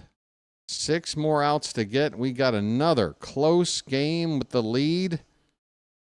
And, folks, let me hear from you in the Charm City chat. Who are we going to? I think Brian Baker should be available after not pitching yesterday. I like that idea. What do you guys think?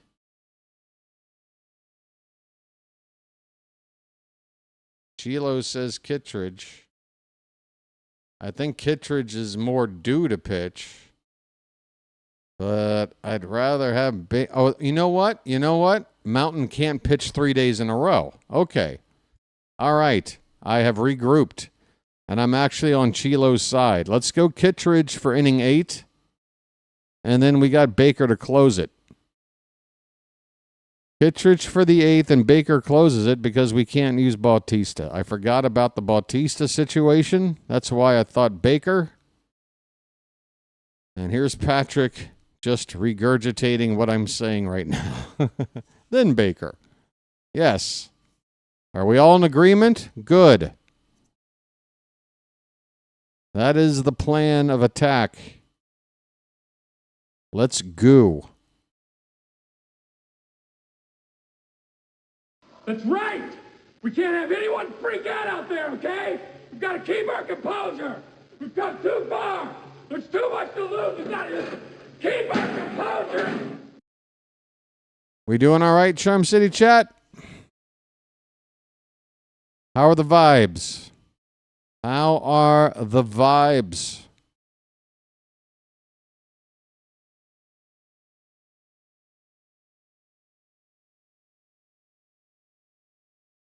It is Kittredge. Here we go. He will face the heart of the Mariner order. So Kittredge really has the tougher task. He's got to go after Julio Rodriguez, Cal Raleigh, and Randy Arozarena. First pitch, right in there for a strike. Julio Rodriguez is 0 for 3. Trying to make him 0 for 4. That pitch is bounced in there for ball 1. Julio has struck out 2 of the 3 times, grounded out the 3rd.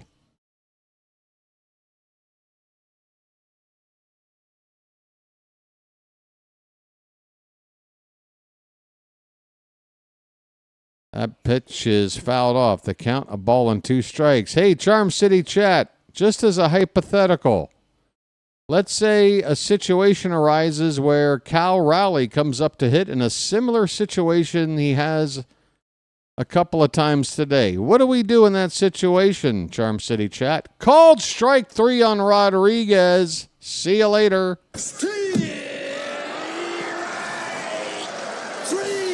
Well, y'all come back now, you hear? Well, y'all come back now, you hear? Patrick knows. You're welcome. Or you at least pitch around him in a way that he can't hurt you. Here is a 1-0 pitch, or 1-0 count now after a ball 1 to Raleigh. Now, you just want to keep it in the yard here. Raleigh hits it to center field pretty well, but in front of the 401 foot sign, just short of the track and dead center, Jordan Adams makes the catch. 2 down. Raleigh retired. Big out. Come on, Charm City chat. We're 4 outs away from a 6-game win streak and a sweep of the Mariners on the road. Come on. We got a super chat. Swing and a miss by Arozarena. Maybe a foul ball at the plate. Whatever. It's 0-1. Message for you, son. William Jefferson says, let's go O's. Folks, hit the like on that super chat. Tell William you appreciate the support. Thank you, William. A Rosarena with an 0-1 count. Bases empty, 2 down. The pitch popped up. Out of play. We are 1 strike away from taking this game to the 9th. 1 strike away from taking it to the 9th. Kittredge has only thrown 8 pitches.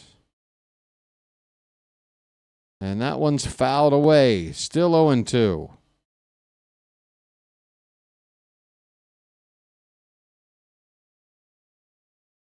Four to 3, Baltimore. Pitch. Swing and a miss. Sit down. Take it to the 9th.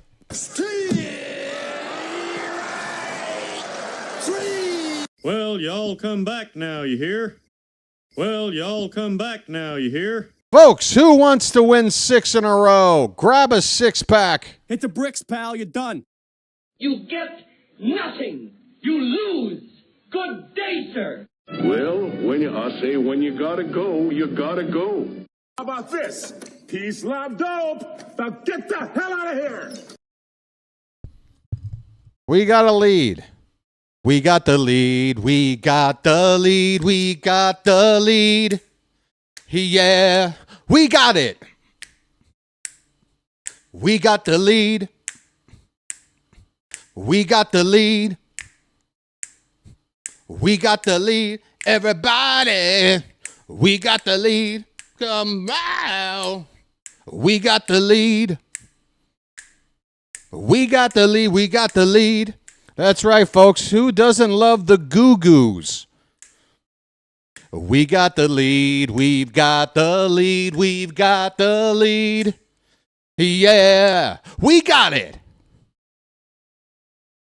Come on, folks. We got the lead.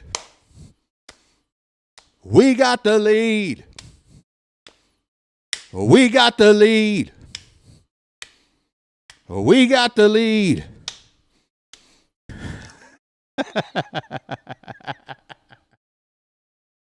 I love it when I act like an idiot. And I always get the question, just curious, where are you from? What planet concocted you? Where am I from? Oh, the Lucky kicked in. The Lucky has not even been lit. You kidding me? That's sober BW.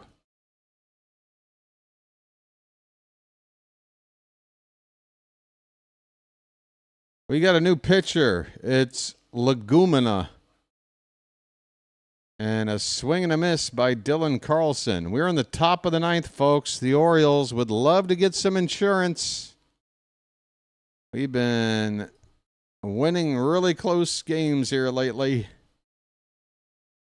I'd love to make this one not so close.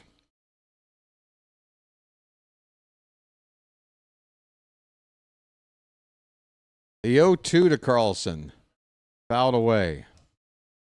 Travis says hit the like button, and I agree. Or tap it.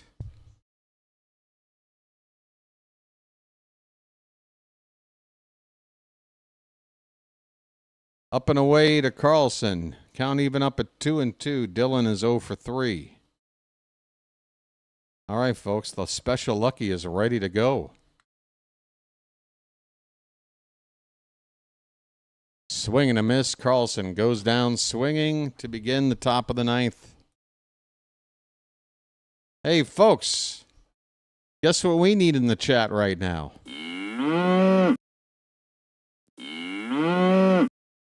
Brian Roberts' face.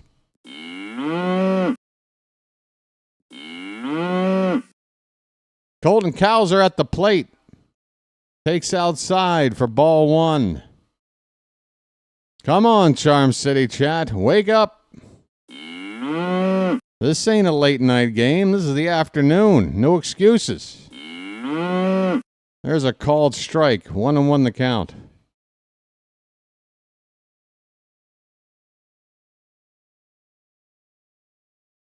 One and one on Cowser. Pitch. Up and away. 2-1.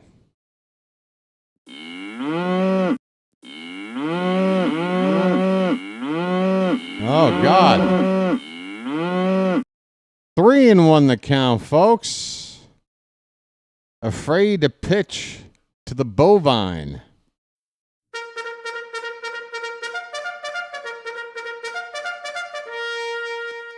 Swing and a miss, full count. Legumina.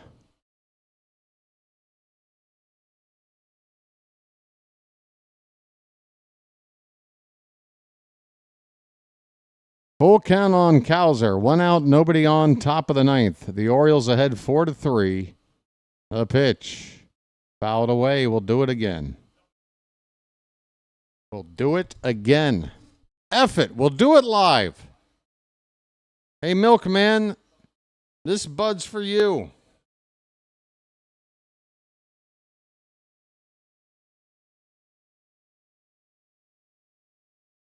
All right. I light up a special lucky and Cowser strikes out. All right, that didn't work. 2 down. Emmanuel Rivera coming up. He has been quiet today, 0 for 3. First pitch is very high, ball 1.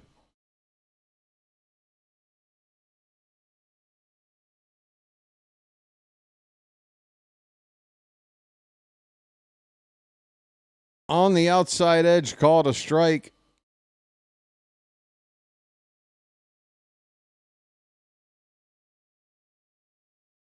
One ball, 1 strike, 2 down, nobody on the pitch. Swing and a miss, and Rivera had no idea where that pitch was going.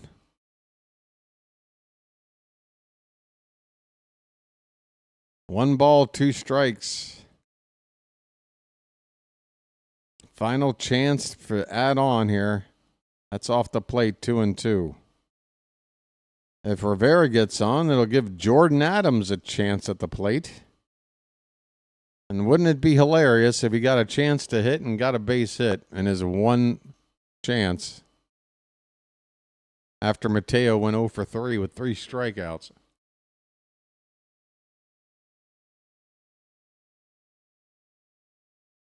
Two and 2 on Rivera.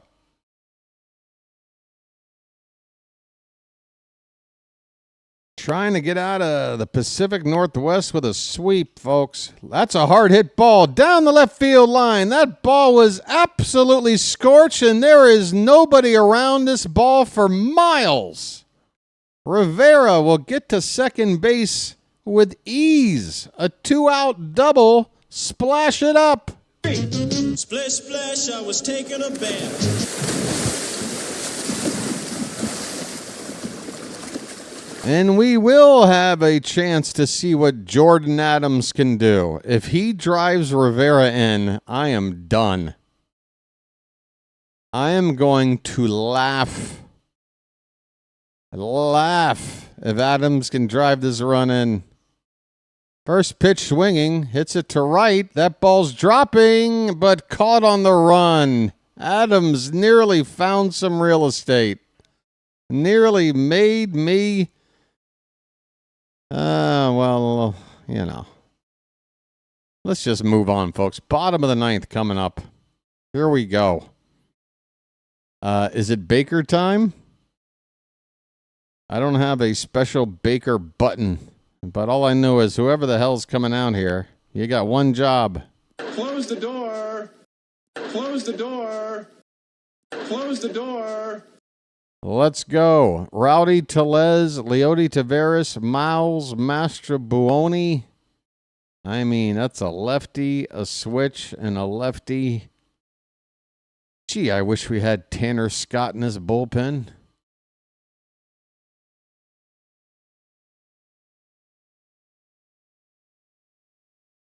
That was my biggest desire, other than obviously getting a frontline starter when we were shopping in the winter free agent market. I'm like, if we're going to be spend the money on Scott. Have a elite lefty paired up with Bautista, especially knowing that for the first couple of months, Bautista is not going to be available back-to-back games. You can take turns based on matchups. One pitches the 8th, one pitches the 9th sometimes. Oh, I would have loved to have had Tanner Scott. You know what would have paid for him? $5 million of Kyle Gibson's money and $8.5 million of Gary Sanchez's. That pays for most of it.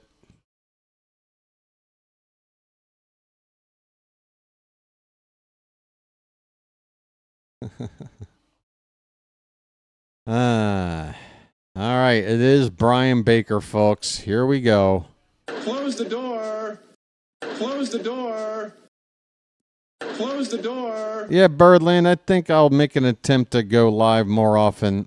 Again, folks, I just felt like when I started the channel, I should just focus on doing play-by-play because there's so many other people out there who have opinions and want to talk and speculate, and I just felt like I would be just one of many countless faces adding their opinions to the mix. I felt like if I was going to stand out, I was going to be doing something like this. 1-0 pitch to Tellez is up and away, folks. Baker's fallen behind him 2-0. But I do plan on doing a little bit more in the offseason. A little bit more. 2-0 pitch. That is ball 3.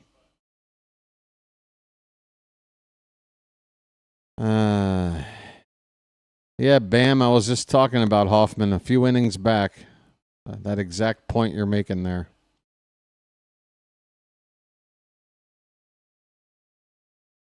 See, Big Cuzzo, when you say something like that, it's really hard to tell if you're just taking the piss. My opinion matters. My opinion is as valuable as anybody else's, even though it's better most of the time. It's still... Fly ball to left. Onto the track. And a catch is made out there by Carlson. Tellez flies out for the first out in the 9th. All right, we got the heavy hitter out of the way. Here comes Taveras. Well, thank you, Big Cuzzo. I appreciate it. Pitch. There was a bunt attempt, and Taveras takes a strike. Thanks. 0-1. Juvenile, I would say it is sophisticated, clever. What are some other 25-cent words? Sardonic. I mean, I don't know about you, Mr. Hyde, but I think I'm one of the funniest people on the planet. Juvenile?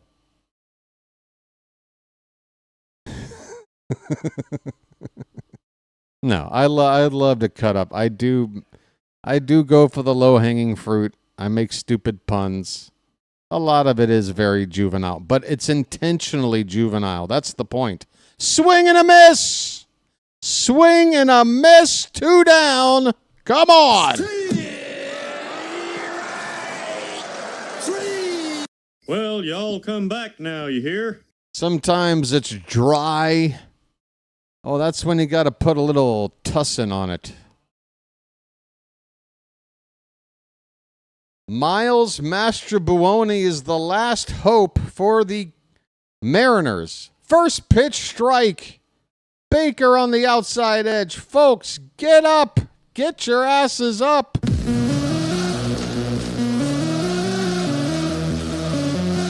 Pitch.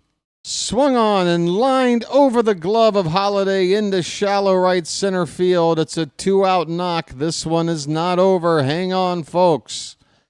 Master Buoni. You son of a Buoni. We've got more work to do. Hang on. It'll be Dylan Moore, who came on to pinch hit. And now he came on to face Aiken, the lefty, and now we get the righty-righty matchup. Swing and a miss! Oh, that first pitch was sizzling up there. Oh, 0-1 the count. Baker, 97, blew it by Moore. 0-1 the count.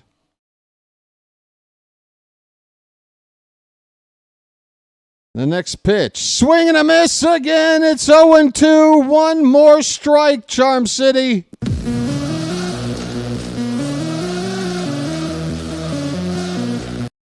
Can we hold the line? Will love finally be on time? The pitch, swing and a miss. Yeah! 6 in a row! You can't stop us! Oh, doctor! It's magic, you know. It's magic. On a magic carpet ride. On a magic carpet ride. You believe in magic. Oh my God, folks! I don't believe it! Splish, splash, I was taking a bath.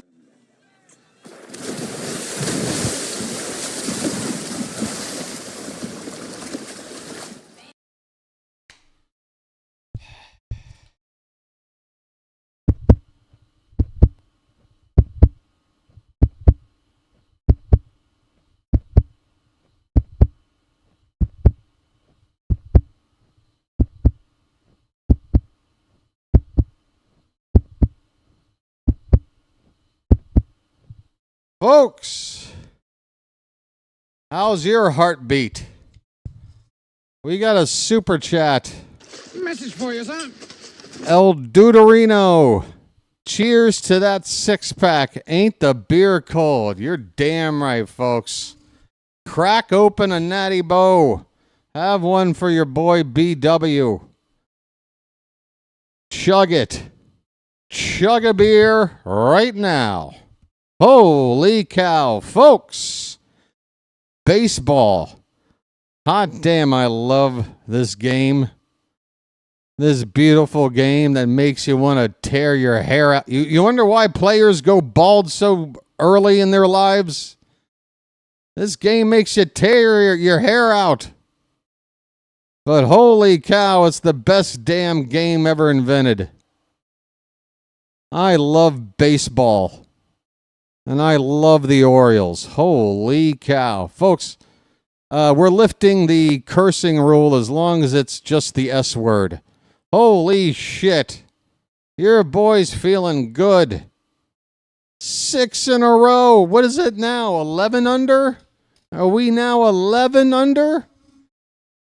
Folks, we got the A's coming up. There's another super chat coming in. Message for you, son. MG is sent a 6-pack super chat. $6 for 6 in a row. Crack open another one for MG, folks. And I want to thank you very much for that. I really do. We've got the Athletics coming up next. A chance to keep it going. I mean, guys, look. All right, look. Hold on. Just hold on. I want to sweep the A's. Everybody wants to sweep the A's. Okay? But we're 25-36 now. If we did that, we'd be 28-36. Now just 8 under 500. With still like a month until the All-Star break. Hello.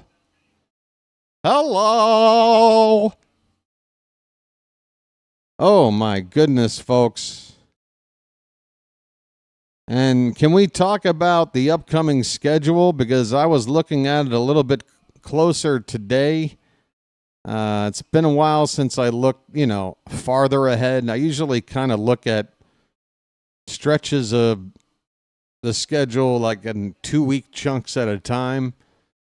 And I knew we had Detroit coming up and we came back home. Folks, we come back home, we got to play Detroit, right? And then we play L.A., the Angels, that is.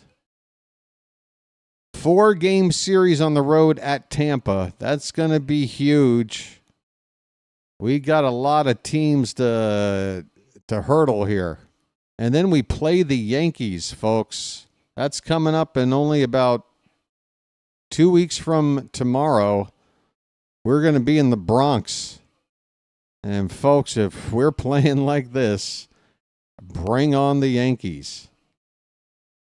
And that Yankee series is sandwiched between 2 series with Tampa and 2 series with Texas. There's a stretch between the middle of June and the beginning of July. Basically, the second half of June, we play either Tampa or Texas for 13 games out of 16.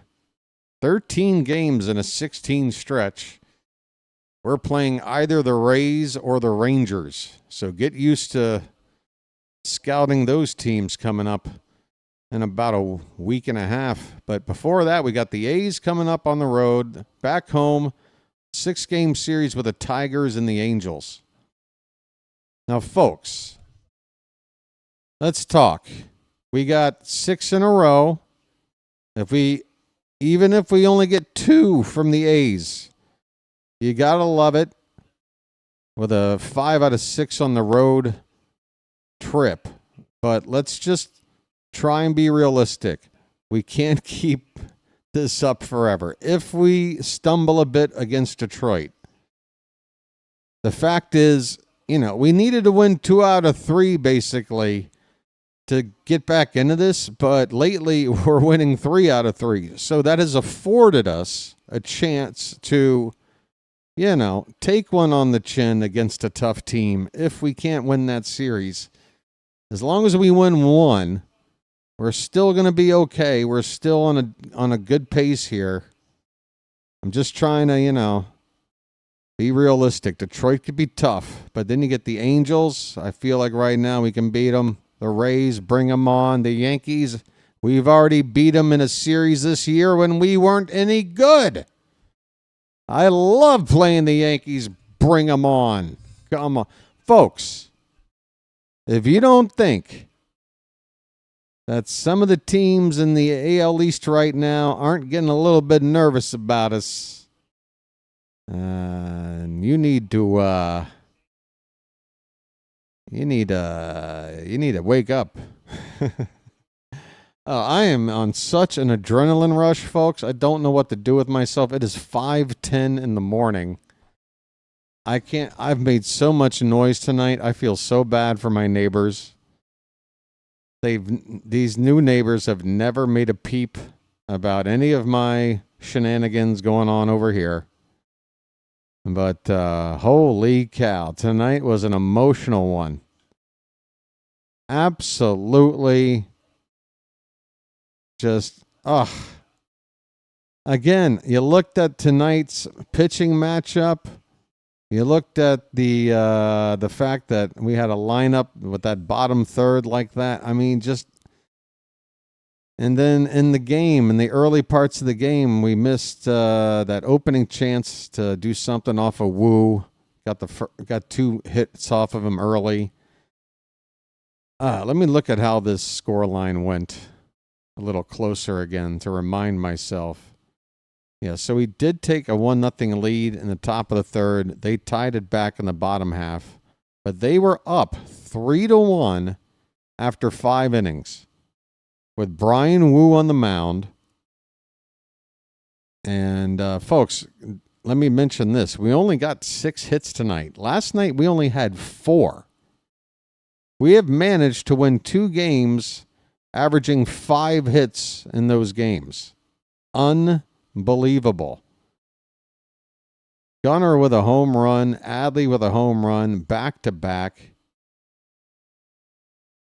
And somehow, despite the fact that there was zero reason to pitch to Cal Raleigh on 2 occasions, and on those 2 occasions, he winds up driving in all 3 of the Mariner runs today.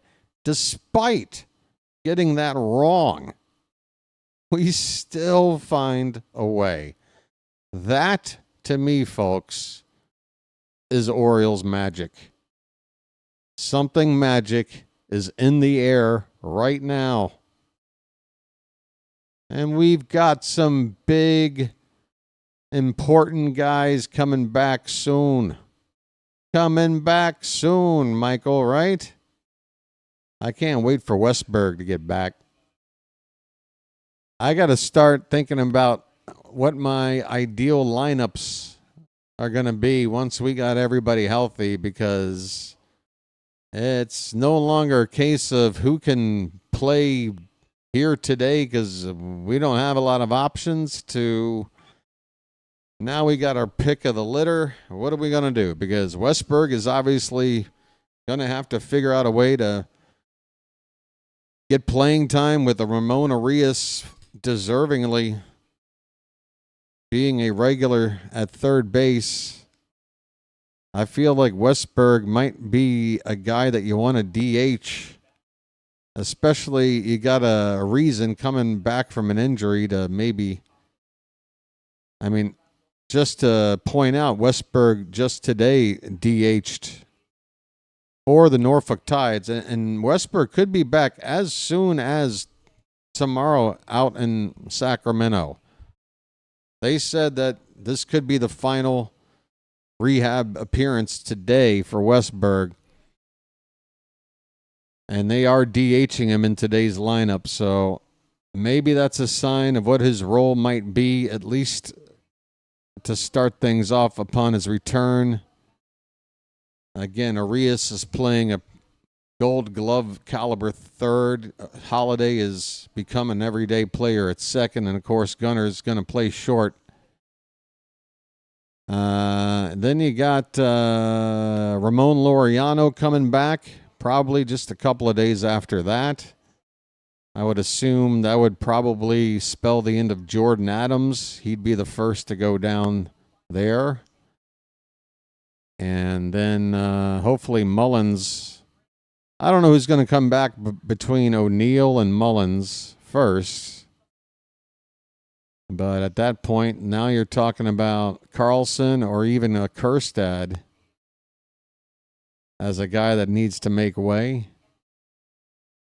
Once O'Neill and Mullins are back, I would assume Carlson and Kerstad would both have to be the guys on the outside looking in. Kerstad down the AAA. I mean, Heston has had an opportunity for everyday playing time, and you know, we want to see him succeed, but he's sitting right now on a 194 average, and he's had a lot of at-bats at this point. So yeah, could be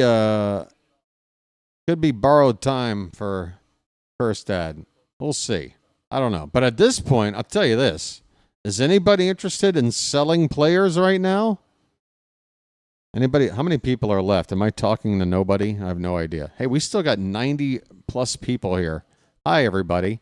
Thanks for being here. Just sitting here talking about the O's. Yeah, I don't want to sell on anybody right now. Right? Ain't no way I'm giving you Ryan O'Hearn. I'm trying to get into the playoffs here. Hello. Hit the like button on your way out, but don't leave. You're not allowed to leave. I'm like, what's his face? What the hell is that actor? I'm Hugh Grant from the movie Heretic. Fun little movie. Check it out. Not after the way they're playing now. Cheers to the Orioles, says El Duderino. Yes, I agree. Cheers indeed. Folks, I am so ecstatic. I'm so ecstatic. I'm right now. I just realized. I look down. My legs are like shaking back and forth like they used to when I'd sit at a desk in grade school. Folks, back in grade school, I had restless leg syndrome, and it drove people crazy. My legs were constantly waving back and forth or up and down. Where's Melanie? I don't know. Hold on a sec, Jared. Hey, hon? Hon? You want to come over and say hello for a sec? Oh, don't worry about the makeup. Come on. Throw a sweatshirt on. Get over here. Hold on, Jared. I'll have her on in a minute. What am I looking at? This is the Mariners post-game press conference. That's of no use to me. All right, folks. It looks like it's time to wrap things up. Let's talk about the matchup tomorrow in Sacramento. Who's pitching? What's the time? And all that happy horse stuff. Folks, tomorrow, this stream will begin at 9:50 p.m., folks. We're going late on a Friday night. Friday night lights, Friday night videos, right here on the BirdWatcher Channel, 9:50. Get on over here. First pitch will be right after 10 o'clock.